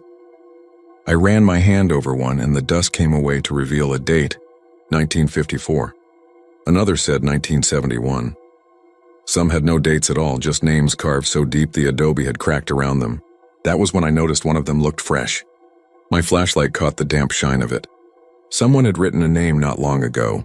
It took me a second to realize what it was. My own. I froze. The kind of stillness that happens when your body realizes something before your mind does. The bell rang again, and this time it sounded wrong. Metallic but wet, like something heavy was striking against the inside of it. I backed up toward the door, but before I reached it, I heard footsteps on the roof. Slow, deliberate, too heavy for an animal. Dust drifted down from the rafters. The sound moved toward the belfry ladder, which stood just behind the altar. I don't know what made me do it, but I aimed my flashlight up the ladder and called out. No answer. The light hit the bell. It was large cast iron, coated in rust and droppings. The clapper inside was swinging slightly.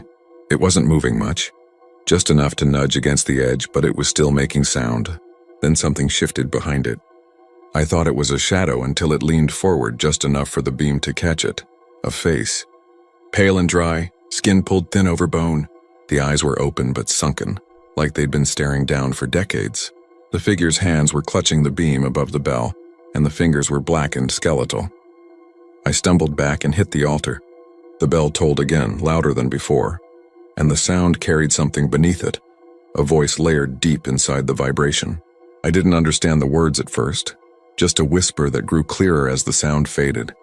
It It said my name again, slowly. I bolted for the door, but the handle came off in my hand. The wood had swollen, jammed tight in the frame. I threw my shoulder into it until it gave way and I tumbled into the dirt.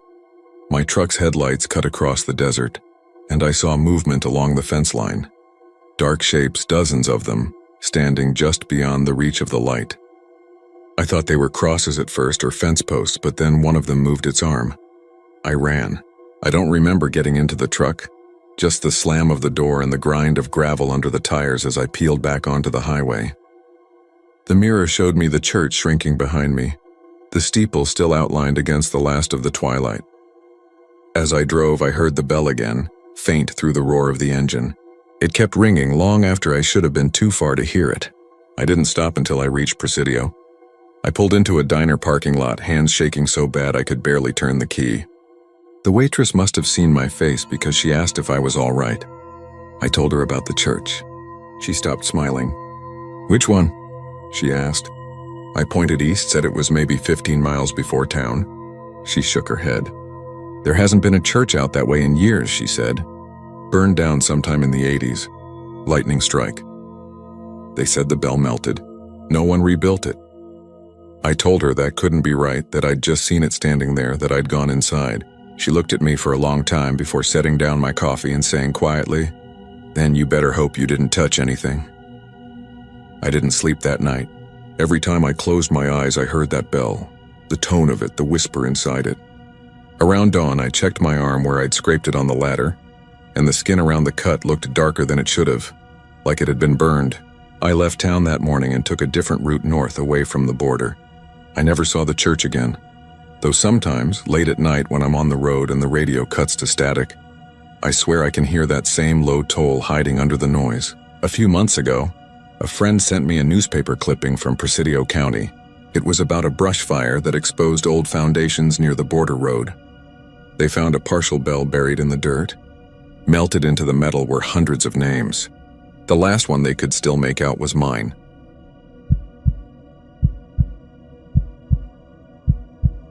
Under the dim glow of the highway lamps outside Del Rio, I first noticed the sign.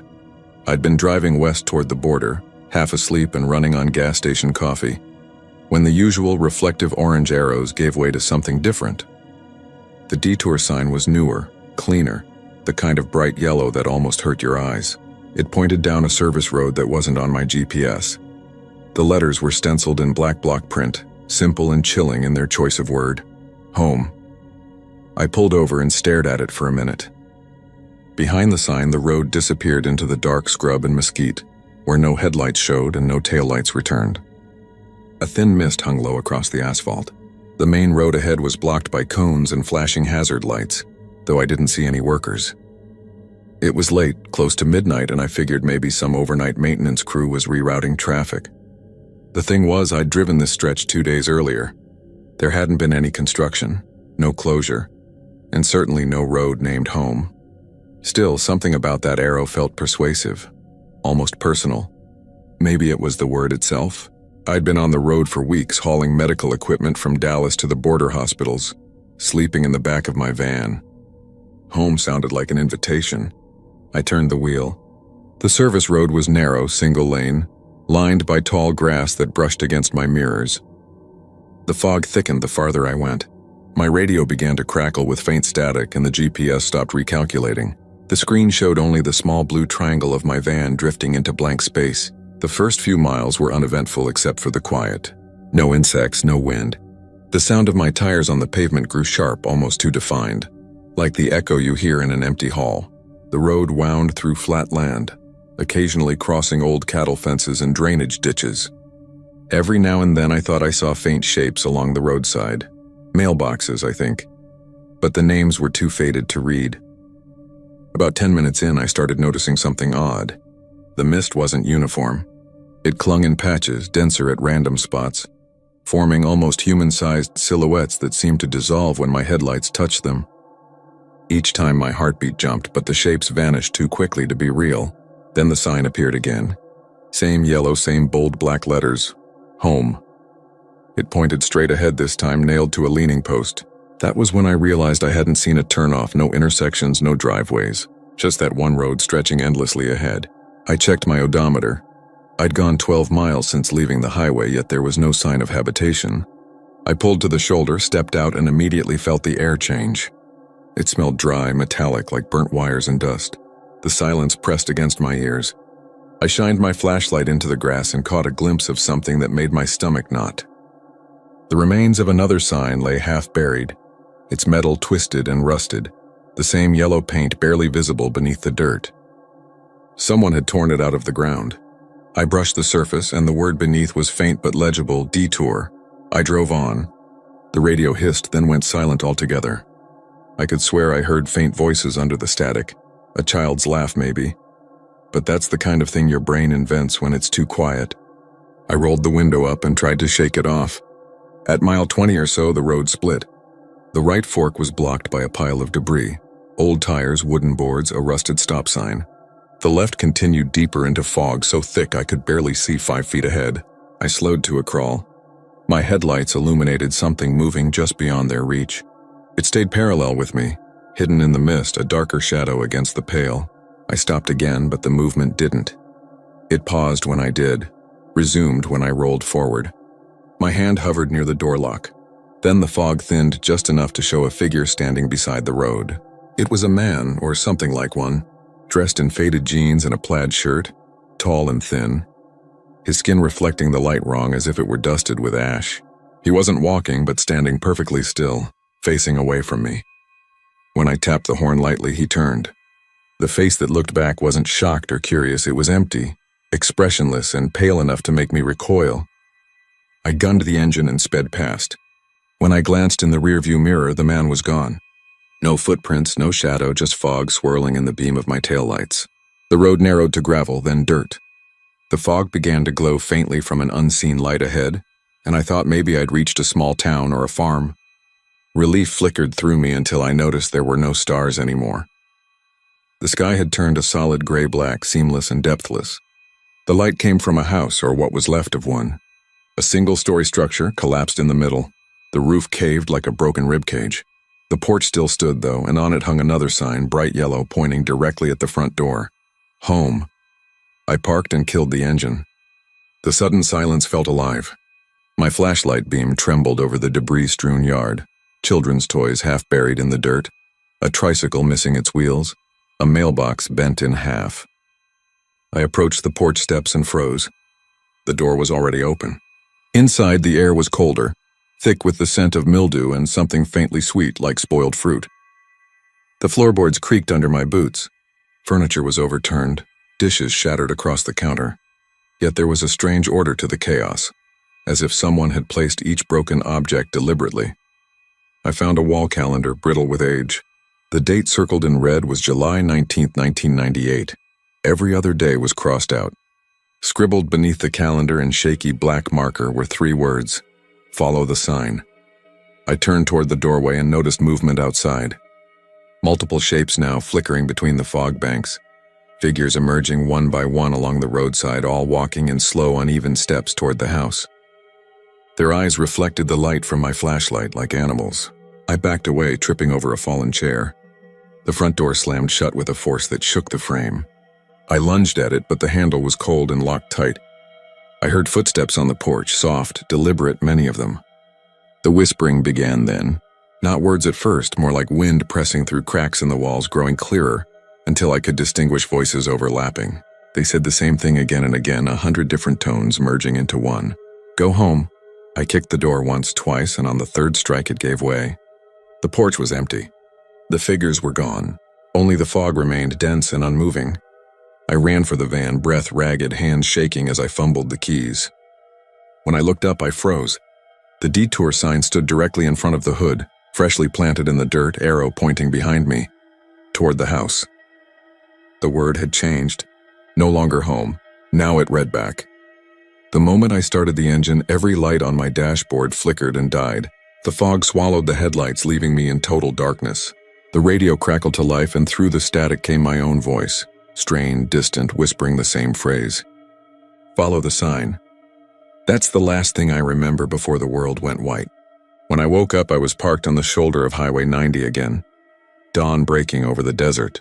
My hands were gripping the wheel so tightly my knuckles were white. The detour sign was gone. Traffic cones too. Nothing remained but the empty road stretching west toward the border. I thought maybe I'd imagined it. Sleep deprivation, stress, who knows. But a few days later I passed the same stretch again. There were fresh skid marks in the gravel, leading off toward where the service road should have been. At the edge of the asphalt stood a new sign. Same yellow paint, same black letters. It pointed away from the highway this time toward open desert, home. And under it a smaller sign nailed crudely to the same post. The paint was still wet, dripping down the wood. Welcome back.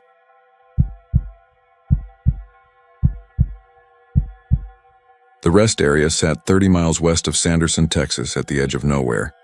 The map didn't even mark it properly, just a faint gray square between two contour lines. The kind of stop you'd miss if you blinked at the wrong moment. The asphalt was cracked, the vending machines long emptied, and the bathroom doors hung crooked on their hinges. Nothing there should have worked anymore, and nothing did, except for the generator that roared to life every night at midnight. I first stopped there on my way from Del Rio to Alpine, sometime in August when the heat bled into the night and the sky stayed purple long after sunset. My job took me across the desert hauling cable reels for a contractor who strung new lines across old land. The irony didn't escape me. All that wire, all that electricity, and yet that rest area wasn't connected to anything. The nearest junction box was 15 miles east. Still, when I pulled in that first night, I heard the low thump of a diesel engine somewhere behind the restrooms. I thought it was a truck idling at first, someone sleeping in their cab with the engine running for air conditioning, but there were no headlights, no taillights, no sign of life. Just the noise, steady, mechanical, and faintly rhythmic like something breathing. I didn't pay much mind to it until I came back through the next week and heard it again at the exact same time. Midnight sharp. That second night I parked under the one flickering light pole, ate the last of my jerky, and watched the stars vanish as a low mist rolled across the lot. Then came that sound. The same metallic cough, a sputter, then the clean growl of an engine firing up. The lights didn't come on though. No building, no bathroom, no vending machine lit up. Just the sound. I walked behind the restrooms to check, flashlight in hand. The beam caught weeds, a few old paint cans, and the edge of a concrete pad half buried in dust. The sound came from there. What I found looked like an old generator, but it wasn't hooked to anything. No fuel line, no cords, nothing connecting it to the world. Its housing was rusted through in places, and one of the vents had a bird's nest jammed inside. Yet it was running, strong, steady, and hot enough that the air shimmered above it. I reached out, felt the vibration through my boots. That's when the engine skipped a beat and the generator's exhaust pipe exhaled a puff of black smoke that smelled like rot instead of diesel. I didn't stick around long that night. By the time I got back to my truck, the sound was gone and the lot was silent again. I told myself I must have stumbled on some leftover fuel pressure and a mechanical timer or something. But when I mentioned it at the next job site, an old line worker named Collins turned pale and told me he knew that place. It's not hooked up to the grid because it predates it, he said. They put that rest area there before the county even brought power lines through. The generator ran off diesel back then, but when the caretaker died, no one filled it again. Still fires up every night. Been that way since the 60s. I laughed it off, but Collins didn't smile. He said the caretaker's name was Harlan Pierce, a retired lineman who lived in a trailer behind the bathrooms. He'd keep the generator going for travelers passing through. One night there was a storm, the kind that rolls in off the Chihuahuan flats and feels like the sky splitting apart. Lightning struck the rest area, fried every light and outlet. They found Pierce the next morning slumped over the generator, hand fused to the metal, eyes cooked open. No power ever came back on after that. The state fenced it off for a while, then just forgot about it. I should have forgotten about it too, but curiosity gets into you like grit under a nail. 2 weeks later, I made a point to pass that way again. This time with a camera and a gas can in the back just in case it was some prank by kids or drifters. I parked at 11:45, window down, recorder on. The desert was dead quiet except for the crickets and the faint ticking of my cooling engine. At exactly midnight, the generator started. This time I caught it on camera. The vibration in the ground, the way the sound built like a heartbeat through the dirt. I could swear I saw the concrete slab moving slightly, just enough that the dust cracked along its edges. I got out and walked closer, holding the flashlight steady. The generator looked the same, but now the vents glowed dull red inside like embers buried deep. I called out, "Anyone here?" and my voice came back hollow and wrong, like it had been recorded and replayed through bad speakers.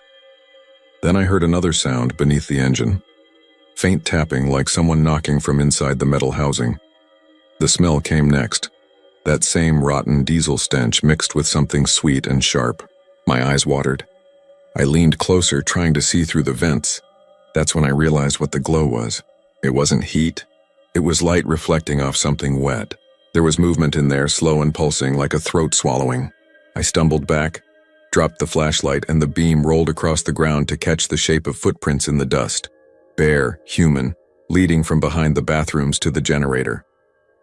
They stopped right where I stood, as if someone had been standing there watching me. I bolted for the truck. The second I slammed the door, the generator choked, coughed twice, and shut off. The silence was so thick I could hear my own pulse. I drove off fast enough to spray gravel behind me and didn't stop until I hit Alpine. I didn't even look at the footage until the next day. Most of it was static and darkness, but during the few seconds where I'd leaned close, there was a flicker. A human face behind the vent, eyes glowing like coals, mouth open as if mouthing something. The audio spiked too, just before the cutoff, and when I boosted it in editing software, I caught a single word through the hum. Refuel. That should have been the end of it. I deleted the files, convinced myself it was pareidolia and heat shimmer. But last month, the contractor sent me back through that area. We had to check a new pole line near the same stretch. I told myself I wouldn't stop. Yet when I passed mile marker 318, my truck's engine sputtered. The gas gauge dropped suddenly to empty, even though I'd filled it an hour earlier. I coasted onto the shoulder right in front of the old rest area. The sign was gone, but the outline of the parking lot was still there, cracked and half buried in sand. I swear I hadn't planned it, but something in me, maybe curiosity, maybe obligation, made me grab the gas can and step out. The air felt charged like before a storm, even though the sky was clear. And somewhere in the distance, faint but growing louder, I heard that generator start up again. When I reached it, the ground was trembling. The vent light wasn't red this time, but blue, flickering like lightning caught inside. The top casing had split open, and through the gap I saw what looked like a spine made of copper wire, vertebrae clicking in rhythm with the engine. The smell hit me again, that mix of fuel and something organic. I don't remember kneeling down, but I must have, because when I came to, I was pouring gas from my can into a pipe that shouldn't have existed. It gurgled like it was drinking. The engine's rhythm steadied. I heard a low sigh, then a voice, the same one from my recording, only closer. It said, "Keep it running." I dropped the can and stumbled backward, tripping over the curb. The generator's glow dimmed, then brightened again, pulsing like a heartbeat. I ran back to my truck, turned the key, and the engine roared to life immediately, even though I'd been bone dry a minute before. The gauge showed full. I drove until dawn, until I could see other cars again, and when I finally stopped at a gas station near Fort Stockton, I checked the can in the back. It was still full. The fuel I'd poured out was gone from it, but it hadn't lowered by a drop. That was 3 weeks ago. Since then, my truck idles by itself sometimes at night, even with the key out. The fuel never runs out, and if I park anywhere after midnight, I swear I can hear something humming under the floorboards. Steady, mechanical, alive. Last night, when I leaned under to check, there was a faint smell of diesel and rot, and etched into the metal by the fuel tank, as if burned there, was a single word. Thanks.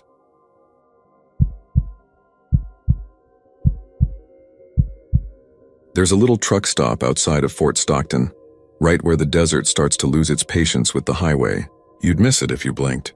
A low-slung building with a flickering sign that says "Eat" in faded red letters, a row of diesel pumps that haven't all worked in years, and a small cafe that smells like burnt coffee and grease no matter the hour. I first stopped there in the summer of 2014, on my way to El Paso with a load of irrigation pipes. I'd been driving since sundown, and by the time I pulled in, it was past midnight, and the sky was moonless. The only light came from the buzzing fluorescence under the awning, and the glow of a vending machine that hadn't been stocked since God knows when. Inside, it was warmer than I expected. The radio by the counter whispered some old country tune, and a single woman worked the place. She looked like she was in her 30s, though something about her made it hard to tell for sure. Her hair was tied back, her uniform spotless, not a wrinkle on it. She smiled when I came in, a smile that looked rehearsed but kind. "Coffee's fresh," she said. though the pot looked like it had been sitting for hours. I sat at the counter and said I'd take a cup anyway.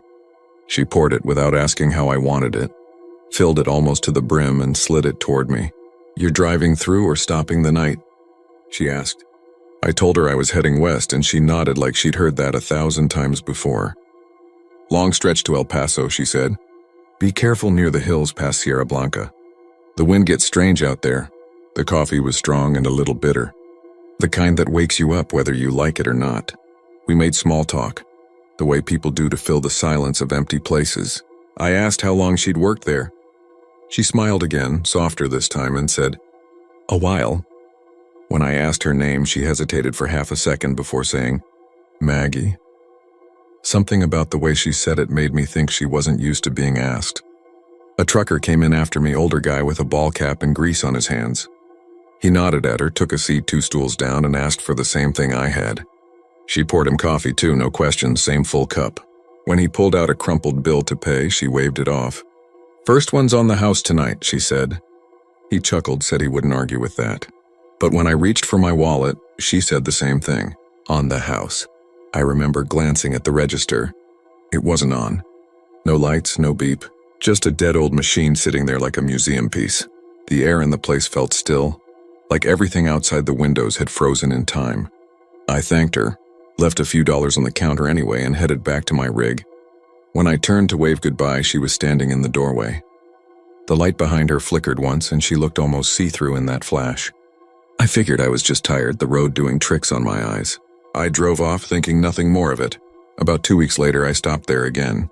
The sign still flickered, same dead pumps, same empty parking lot. But when I went inside, the layout was different. The counter was smaller, and the jukebox that I'd noticed before was gone. The man behind the counter was new, a heavy-set guy with a beard reading a newspaper. I asked him where the waitress was, the one who'd been working nights. He looked up from his paper and frowned. "Waitress," he said. "Ain't had one in years. Place has been self-serve since 2009. I laughed a little, thinking maybe he was joking, but he wasn't. His eyes didn't even blink when I said I'd just been there a couple weeks ago and talked to her. "Buddy, this place was shut down for good until I reopened it last year," he said.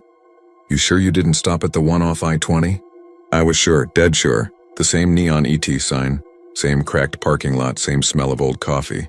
I left without finishing my drink. Something about his tone made me uneasy, like I'd touched on something people didn't talk about out there. But curiosity's a dangerous thing, and mine doesn't die easy. That night in my sleeper cab, I looked up every truck stop near Fort Stockton that had gone out of business. Took me a while, but I found a short article about a diner that burned down back in 1982 after a kitchen fire. 3 people died. The cook, a drifter passing through, and a waitress named Maggie. It gave her full name, Margaret Hall, 29. No known relatives. I stopped reading after that.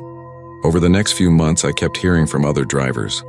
The truck stop west of Fort Stockton was something of a ghost story among the long-haul crowd. They said sometimes if you pulled in late enough, you'd find it open when it shouldn't be. Always clean, lights on, radio humming. And if you sat at the counter long enough, she'd come out with that same pot of coffee. Always fresh, she'd say.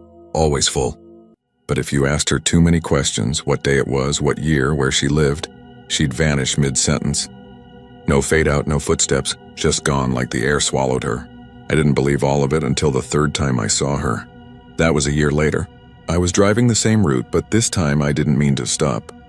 My tank was full and I was wide awake. Still, something pulled me off the road as I passed the exit. Not a thought or a decision, just a feeling like I'd forgotten something there. When I pulled up, the place looked brighter than I remembered. A new sign, same red EAT letters, but freshly painted. A couple of trucks out front, though I didn't see anyone inside them. I went in, and there she was behind the counter. Same clean uniform, same calm smile, same eyes that didn't quite fit the time they were in. "Back again," she said. "It's been a while." I asked her how she remembered me. She shrugged. "You're easy to remember." I told her I thought the place had burned down. She just smiled, refilled my cup, and said, "Some things don't stay gone if people keep coming back." When I asked what year it was, she froze. Her hand halfway to the pot just stopped. Her face changed, not scared, not angry, just empty. She looked through me like she was listening to something far away. The lights above flickered, and I swear the radio started playing backwards for a few seconds. Then she whispered, "It's not a good question," and turned her back to me. I got up to leave, but the door wouldn't open. I twisted the handle until it snapped in my hand. When I turned around, she was gone, and the coffee on the counter was cold. The air smelled like smoke, faint but sharp, like burned oil and charred wood. I ran outside. The lot was empty again. No trucks, no lights, nothing but the desert stretching out in every direction. When I looked back, the building was dark. Just a black shape against the stars. I got in my rig and drove until dawn, my hands shaking the whole way. I didn't tell anyone that part for years. Truckers love their stories, but this one felt too real, too close. A few months ago, though, I heard a kid on the CB talking about a woman at a diner off I-10 who gave him coffee for free. Said she smiled like she knew him and told him to be careful near Sierra Blanca. I didn't say anything, but I turned off my radio after that. Haven't been down that stretch of road since. Sometimes when I can't sleep, I think about that last night. About how the air went still and how she looked at me right before everything went dark. Like she wanted to tell me something, but the words wouldn't come. And sometimes I wonder what would have happened if I'd asked a different question. Maybe not what year it was. Maybe something like, "Are you still here?" Because maybe she is, somewhere between the road and whatever's left of that old truck stop, waiting for the next tired driver to pull in and ask for coffee.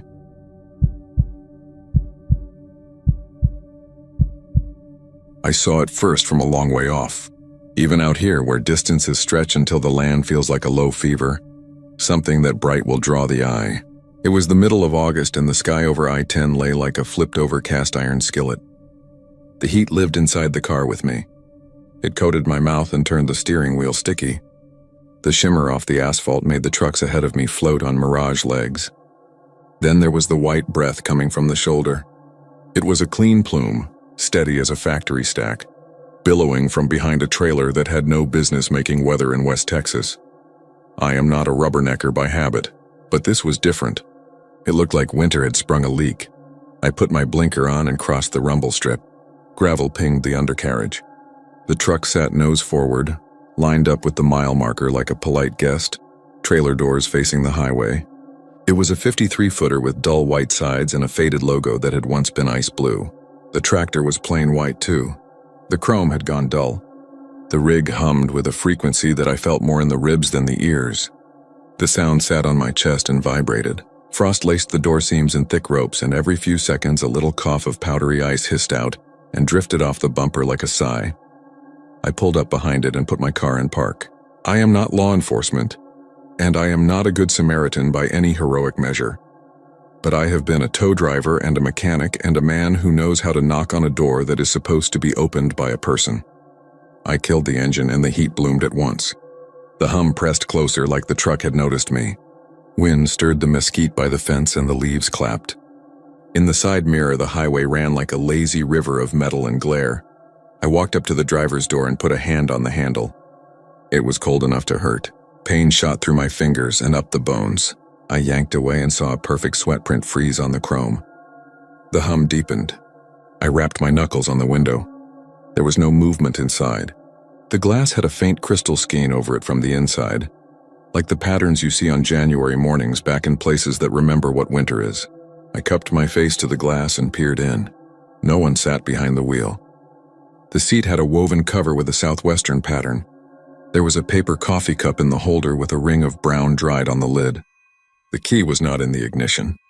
The little green light on the reefer unit controller mounted on the bulkhead blinked a slow, steady heartbeat. The dashboard screen had gone black.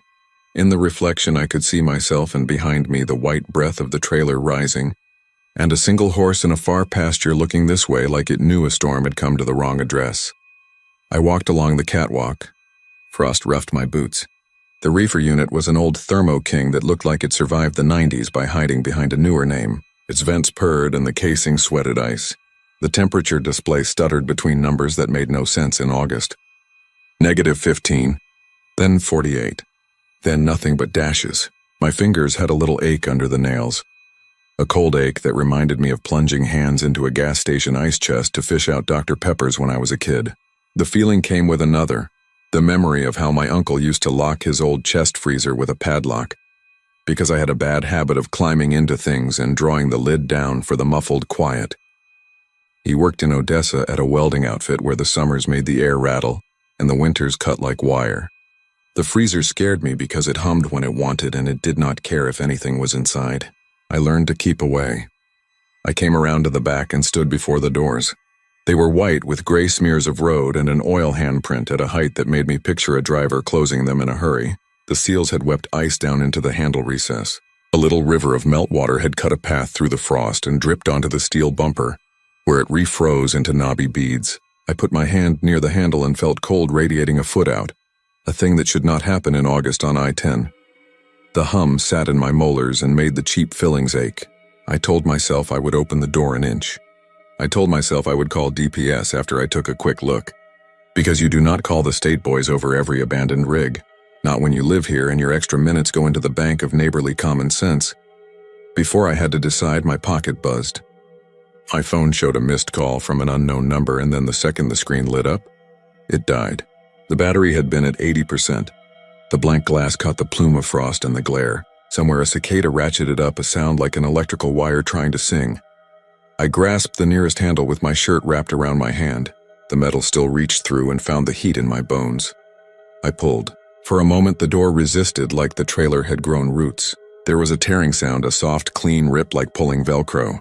The door swung an inch, then another. Air rushed out and wrapped me, and for one horrible second I was inside January again. The kind your breath hurts to take. The kind that scours your gums and stiffens your nose. I opened the door enough to look in. The interior lights were on, but they were running through a layer of frost that fuzzed their edges and turned everything into a lightbox memory. The floor was a hard sheet of ice with a faint friction to it like a basketball court that had been flooded and frozen. The walls were white. There were no pallets, no boxes, no meat hooks, no cargo rails. It was an empty box, a bright white mouth exhaling winter into a day that had been trying so hard to pass for hell. I said hello. It came out of me without permission, the small voice a person uses in a church when no one has arrived yet. My breath made a cloud that drifted and hung. The hum did not change. I listened for a scuffle or a scrape or the small sounds people make when they are trying to decide what to do next. There was nothing but the hum and the high faint whine of the cold injuring the air. I saw marks on the floor. They were not footprints like the kind with edges and toes and heel cups. They were long, slightly curved as though something had been dragged. Not heavy, not the grooves of a pallet jack. I forced the door wider and stepped in. The cold hammered my face. Tears leapt to my eyes and froze along the lashes in tiny, unkind grains. My breath turned to fog that moved like an animal. The marks led straight down the middle, then turned left along the wall. They disappeared under a veil of new frost at the far end. I followed 3 steps and stopped because I felt the floor tremble. Not with the engine, but with something that moved through the box. Something that pushed like a pulse through a narrowed artery. I do not spook easy. You cannot grow up in this country, with its occupied vastness, and jump at every empty room. Yet there was a pressure here that told me I was where I did not belong. I looked back at the light of the day framed by the door.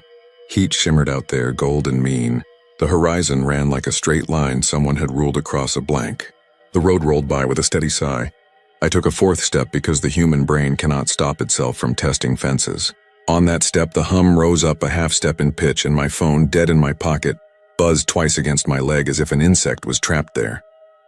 I reached for it, but my fingers did not want that work. The fear was simple and efficient, like a neatly packed suitcase left on a bed. I retreated.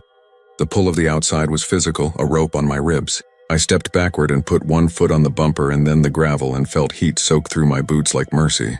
I pushed the door with the heel of my hand and it swung shut with a soft kiss. The fog kept coming through the seals. It looked thicker now, ropey and sure of itself, and when it hit the light it made a faint rainbow, a pale one like an old bruise. The horse in the pasture stamped once in blue. Somewhere a diesel growled and a cattle hauler howled past with a freight of brown eyes peering through slats. The driver looked over, saw me, saw the white breath, and kept his foot steady because he had his own ghosts and deadlines. I wiped my nose and left a patch of numb skin on my sleeve. I went back to the cab and tried the door. It opened smooth and sudden, as if the truck had decided to be polite. The smell was clean and old. There was a stack of logbooks on the passenger side, a pair of sunglasses hooked to the visor, a worn wallet-sized photo tucked into the dash under the lip of plastic that made a shelf. The photo showed a woman and a boy standing in front of a flat-backed building with a mural of a longhorn on its side. The boy held a snow cone, and the red had bled in the Texas sun until it looked like he was drinking a captured sunset. There was a glove box with the manual and a registration slip. The name on the slip belonged to a company that had gone out of business 10 years ago. I knew because I had done recovery on one of their trailers after a rollover between Bakersfield and Fort Stockton, and watched the owner cry in the cab while I hooked chains to his broken livelihood. The date on the registration was clean, like someone had kept the paperwork current, but the ink had that slightly smoky tinge that old copy paper gets. The listed plate matched the plate on the bumper. There was also a bill of lading folded under the cup with the dried coffee ring. No origin city, no destination, just a number and the word frozen, a temperature range, a line for receiver signature that was blank. My radio in the car had a CB band, but I had not used it in years. I went back to my car and turned the key. The engine clicked and refused as if the cold had rolled over it and clamped down. I tried again, and this time it turned reluctantly. The air that blew from the vents smelled like the inside of the trailer. I switched to the CB and set it to 19 out of habit.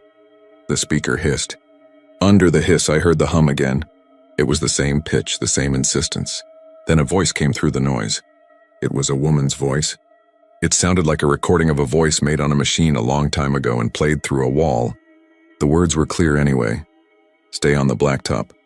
The hair along my arm stood under the damp. I looked at the trailer. The frost plume thickened, rose, and drifted along the lane like a slow river that wanted to cross the road. Stay on the blacktop, the voice said again. And this time it was closer, as if the speaker had leaned into my ear to say it under the static. I reached for the microphone and stopped with my hand on the plastic because I had the sudden and unshakable sense that if I answered her, if I said anything at all, I would step from one kind of world into another and the way back would shut like a lid. The highway kept moving. The sun dragged itself a fist higher. A Border Patrol Tahoe eased by in the far lane. The driver never turned his head. I sat there with one hand on the mic and the other on the key, and felt the hum crawl up through the floor and nest in the seat springs. The voice under 19 said nothing more. The hiss settled into the same quiet that hospitals have at 3 in the morning. I have a stubborn streak that is not admirable. It has gotten me fired and divorced and stranded. It is the calm that comes over me when someone in authority says leave it alone. It is a simple switch that flips and says I will not. I put the mic back in its clip.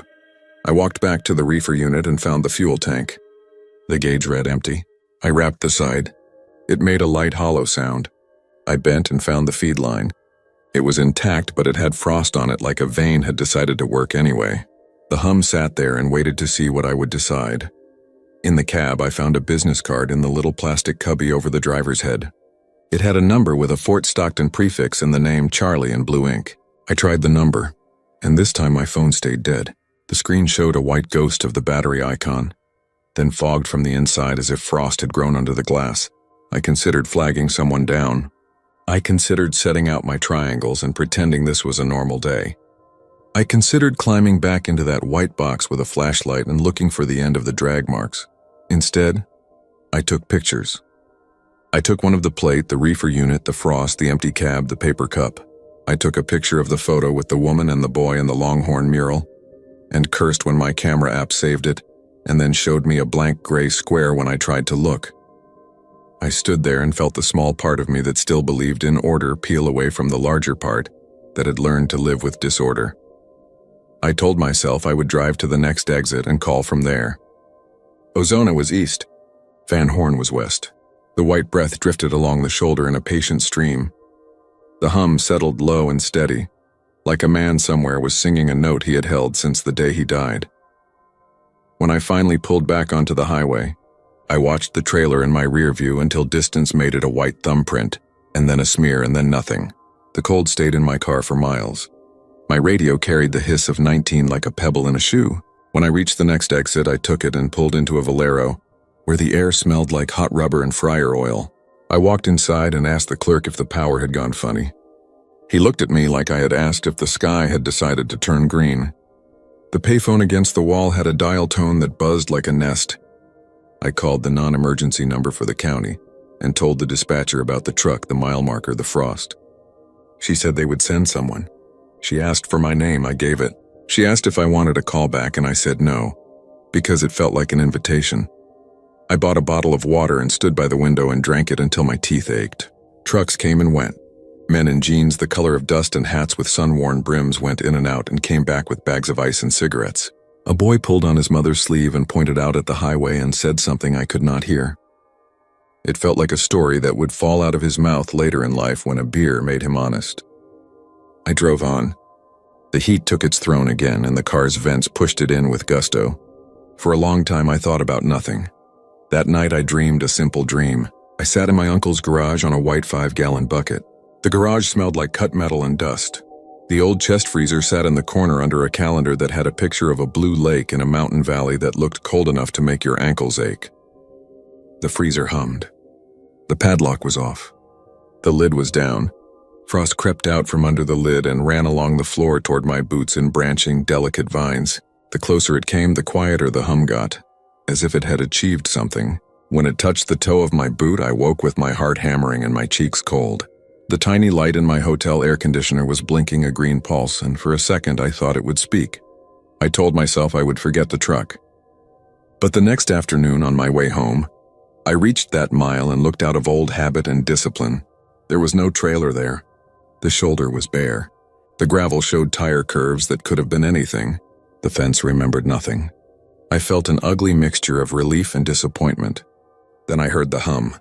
It came from ahead. It was the same note. It was too clean to be a coincidence. A white plume breathed up from the next rise. The trailer sat on the shoulder, not in the same place but near enough to be an answer. The sun glazed its sides. The frost leaked brighter than before, as if the day had given it more light to bend. My hands moved on the wheel before I decided. I pulled over, but not behind it. I stopped ahead of it and let the plume drift past the passenger window. The cold lay across my arm like a sleeping animal, heavy and indifferent. In the side mirror, the trailer doors were closed. A single handprint had burned into the frost on the right door. It was a child's hand. The fingers were spread. The palm had that starburst of lines that only young skin shows. The print did not melt. It sat there as if the cold had decided to keep it. I swallowed and it hurt. The CB hissed and the voice came through again. "Stay on the blacktop." The words were the same, but the tone had changed. There was an edge there now, a note like fear pinching a leash. I did not answer. I turned my car around and drove to the next exit. Again, like a man who refuses to run in front of a dog because running teaches it something about you. When I got home, I plugged my phone into the wall and watched it take the charge like a reluctant patient. The photos I had taken were gray, every single one. The battery icon blinked and the screen warmth felt alive in my palm. In the kitchen, my refrigerator hummed. It has always hummed, but you notice things after a day like that. I put my hand on its door and felt vibrations climb my fingers. Cold crept along my skin in a lost way, like a blindfolded child reaching for the doorframe in the dark. I opened the freezer and stared at the rows of ice in bags and 2 pints of something my ex had left behind that I thought about throwing out and never did. On the inside of the door there was a film of frost. That happens. The seal had been leaky for a while. The frost had patterns in it that I had never seen there. Lines nestling into lines, curves and loops and tiny dead ends. They looked like roots. They looked like the map of a city you draw for a child's game when you want them to learn the way home. Down near the bottom hinge, a set of long, smooth marks curved and ended under the lip of plastic. Not footprints, not gouges, just the faint trails of something that had passed and hidden from the light. I shut the door and listened to the house. The hum was in the vents now, faint and patient. I went to the sink and ran the hot water until it turned the basin to a mirror. Steam fought the kitchen cold and lost slowly. Through the fogged window I could see the street. It was as it should be. A cat walked the low stone wall and made a choice about a patch of sun.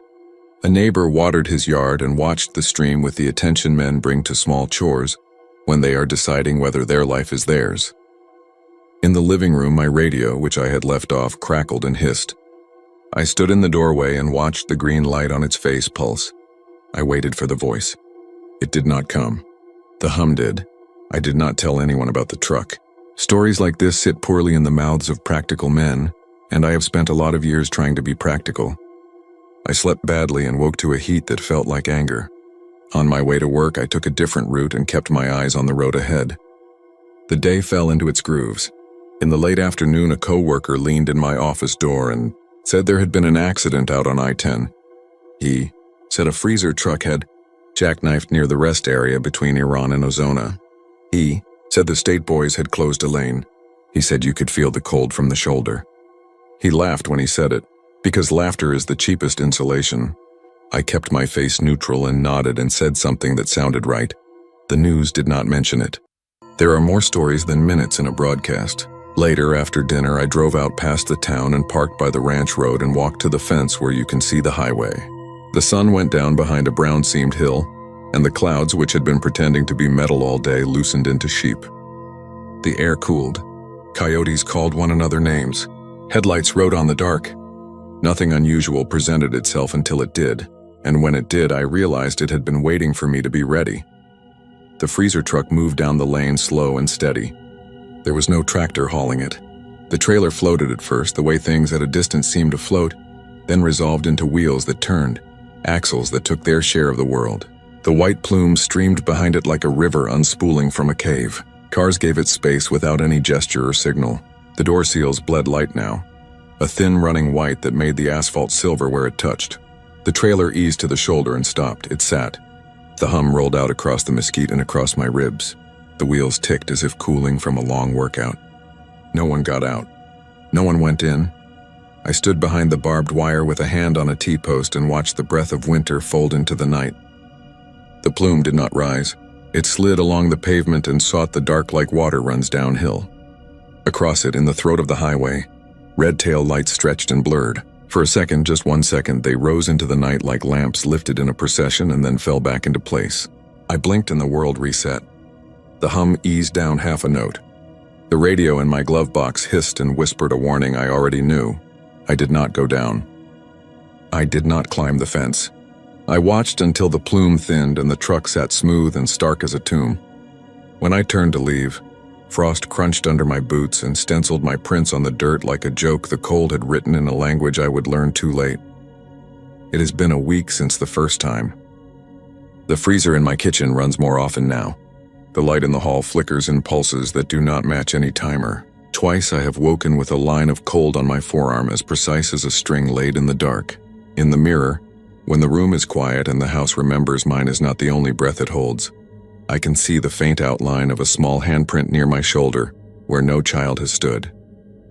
When I drive on I-10 and pass a certain mile, my phone dies and comes back, and the pictures I took of the sky turn out gray as if the world has chosen to keep its face. I think about the empty box and the drag marks, and the child's hand and the voice that tells you to stay on the blacktop as if the blacktop is the only thing between you and the places where maps do not matter. I think about the hum. It is not just a machine's song. It is the sound of a hold over the living that will not relax. It wants passengers. Not all, not any. It wants the ones who open the door. I keep the doors in my house shut now. It is a superstition and a plan. Still, there is a draft, a thin breath that finds its way under and through. You can measure how far something has come by the frost it leaves on the metal you touch and the ice it prints along the inside of your window. If you stand very still in the middle of the night, you can hear the reefer running, steady as a heart. When you hear it, you have a choice. You can pretend it is your neighbor's unit or your own old fridge on its last leg. Or you can stand by the window and look out at the street and picture a white trailer easing to the curb, exhaling winter, waiting for you to come out and put your hand on that door. In that picture, the road is always empty. The air is always a little too clear, and the hum is always the exact note your own breath makes when you hold it too long.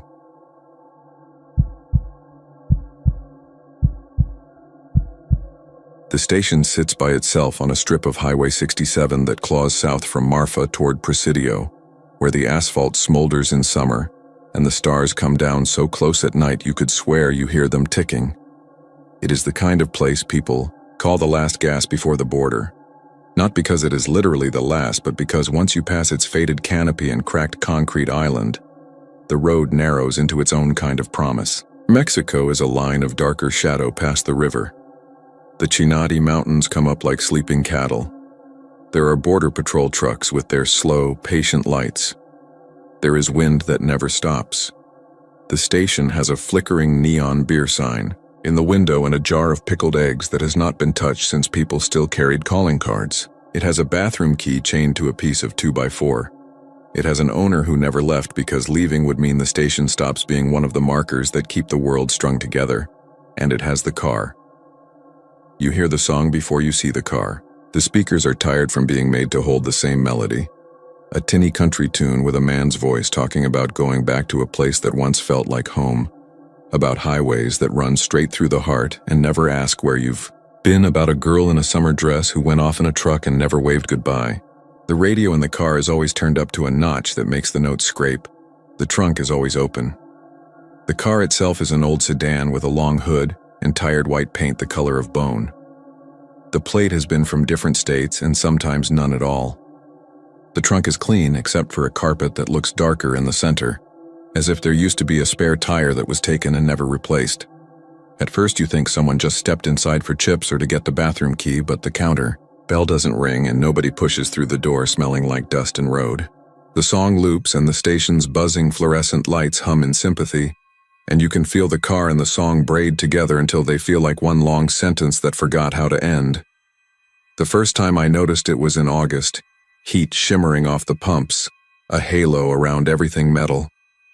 I was hauling used appliances in a rattling box truck for a store in Alpine, making the loop through Marfa and south to Presidio, buying myself a cold soda at that station whenever I could justify the stop. My mother used to say that a man will invent reasons to go where he wants to be. That day I told myself I needed to stretch my legs and check the ratchet straps, but when I pulled in, the pumps were empty except for the sedan with its trunk yawning like a mouth.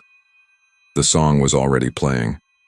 Inside, behind the counter, the owner looked up and pushed his glasses back. He was an old ranch kid gone gray, still with the high desert in his posture. He answered to Mac, though I learned later that wasn't his given name. "You hear that too?" he said, not a question. "Somebody forget to shut off their radio," I said, which sounded like a joke even to me. Mac's mouth twitched, not a smile. "You're northbound or southbound?" "South, Presidio. Fill up and keep it quick. When it gets dark, it's worse." I looked back through the window. A wind shifted out of the west and ruffled a strip of plastic flapping from under the sedan's bumper. The song stuttered and repeated a bar like it had tripped over its own feet. I told him I'd be quick. When I stepped outside, the smell of hot creosote and gasoline rose around me. The song tangled in the wind and came out with a warble. I swiped my card at the pump and listened to the gas thudding through the hose like a muffled heartbeat. It should have been nothing. The world is littered with little mysteries that never add up to more than a shrug. A car with a dead battery, a radio on a bad circuit, a driver who went to look for cell reception. But the hair along my arms stood up as if a weather system had unfurled over the canopy. The trunk was an open mouth and the song was a memory of a memory. When the tank was full, I hung the nozzle and told myself to walk straight back to my truck. Halfway, I stopped. The sun was bright, but somehow the inside of that trunk was darker than it had any right to be. A depth that didn't match the shallow geometry. The carpet was a shade of bruise. I know now that's how it gets you. Not with any dramatic stunt, just with the little dissonance, a wrongness, like a flat step in a staircase. I stepped closer and told myself that I was being helpful. Someone had left a trunk open. It was the kind of thing good people fix. The station had no other cars. The song repeated and a cicada rasped in a scrubby mesquite by the ditch. I peered into the trunk and saw my box knife lying there. Not a knife like mine. My knife, the same tape on the handle, the same nick on the blade from when I pried open a pallet. I felt the absurdity first, then the jolt. I hadn't lost my knife. It was zipped in the toolkit behind my seat. But there it was in the trunk, recast as a gift or a lure. I reached and then pulled my hand back and went the long way around to my truck. I opened the passenger door and dug until I felt the familiar shape where I'd left it. It was there. The trunk behind me sat open and empty again. The song lifted into the chorus like it always did at that minute, the singer promising to come home this time and make it right. I climbed into my truck and drove away with the kind of care a man uses when he is trying not to run. In the side mirror, the sedan got small and the trunk stayed open like a throat. On the way south, the radio went to static as I passed a stretch near Shafter. That static has a reputation in Sierra Blanca and Van Horn too, and some folks say it's just mountains and refraction. That afternoon, the static pressed harder, carrying shreds of the same melody like the world was a scratched record, and all you could find were the grooves that had worn too deep. At the river, I made my delivery, signed the papers, let the heat be my excuse for how tight my chest felt. Coming back north, the sky turned that peach color it does when the heat keeps lifting dust even after the sun sinks. I told myself I'd skip the station. I told myself I didn't need another soda. 10 miles out, the truck felt light in the steering, and I knew one of the straps had loosened and the refrigerator in the back had shifted. I told myself I could pull into the wide shoulder and fix it. I passed a picnic area with a concrete table and the sign shot through with holes. I kept going.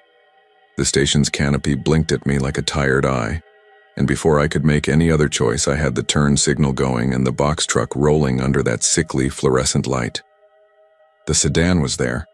The song was already playing the same line, like the world had held its breath while I was gone and now exhaled right back into its habit. The trunk was open. I told myself I would not look into it, and then I did. This time there was a photo, curled along the edges, sun-washed, a boy with a buzz cut holding up a string of perch from the creek back in Paint Rock, my cousin Wes beside me grinning with both front teeth missing. I hadn't thought about that day in years. I felt the memory, open like a door into air that hadn't been breathed in a long time. I reached for the photo and the paper felt warm like it had been in a pocket. When I blinked, the picture was gone and my hand was empty, and the carpet in the trunk was just carpet. From inside the office, the counter bell rang. I turned and saw Max stand with a stiffness that said his knees were worse than he'd admit. He walked to the sliding door and looked at me without coming outside. "Always something personal," he said. "Always one thing you think you're missing." "You see that too," I said. "The photo." "I learned not to pick them up," he said. "First week it showed up, I tried to shut the trunk. I had to pry my fingers off it with a screwdriver because they decided they wanted to be part of what the trunk wanted. You do that once, and you get religion quick." "What is it?" I said. "Somebody's joke." He shrugged. "If it's a joke, it's been going on 5 years. Before that, it was a truck. Same trick with the tailgate. Before that, my niece said it was a camper that never had anybody come out from the back. She stopped telling the story when she started hearing the song at night. She lives up in Alpine now. I still hear it. Closing time, I hit the breaker and I still hear it. You think about moving and then you realize the car will beat you there because roads are roads and they all run together if you've been on them long enough. Somebody has to own it," I said. Thinking in the small way a practical brain thinks when it deals with a large thing. "Run the VIN. Call the sheriff." He nodded at the corner of the counter where a stack of reports sat under a paperweight shaped like a longhorn. "Done it. A deputy named Cruz came out 3 summers ago. He leaned in that same way you did and saw his mother's rosary. She'd been dead 10 years. He reached for it and cut his palm on nothing you could see. He wrapped it with a shop towel and drove away and hit a pronghorn doing 50 and flipped his Tahoe. He lived. He doesn't come this way anymore. I told him I would pay for my gas and I did. I told him I had a strap to tighten and stepped away from the trunk to make a show of checking the ratchet and yanking the webbing until the refrigerator sulked back against the sidewall. When I straightened, the song was in the part where the singer promises to keep the lights on and wait at the window. I realized I knew the words even though I had never heard that song anywhere else. That was the moment the fear went from a prickle to a weight. There is a kind of fear that puts its hand on your shoulder and stands there. You feel the heat of it. You sense the breath. It owns you by degrees until you mistake it for your own. I tried ignoring the place after that. There are other ways around. You can fuel in Marfa or Alpine and make the sprint if you're careful. The border has other crossings. But the work routes I drew kept bending me back past that canopy and that open trunk. As if the station was one of the knots tying all my roads together. People talk about fate like it's a big wind or the hand of God. Sometimes it's just how a man's errands stack up. The second week of September, I hit a coyote north of Shafter and limped in with a busted fog light and a radiator sweating. The sedan was there, trunk open, song on loop. Dusk was bruising up the sky.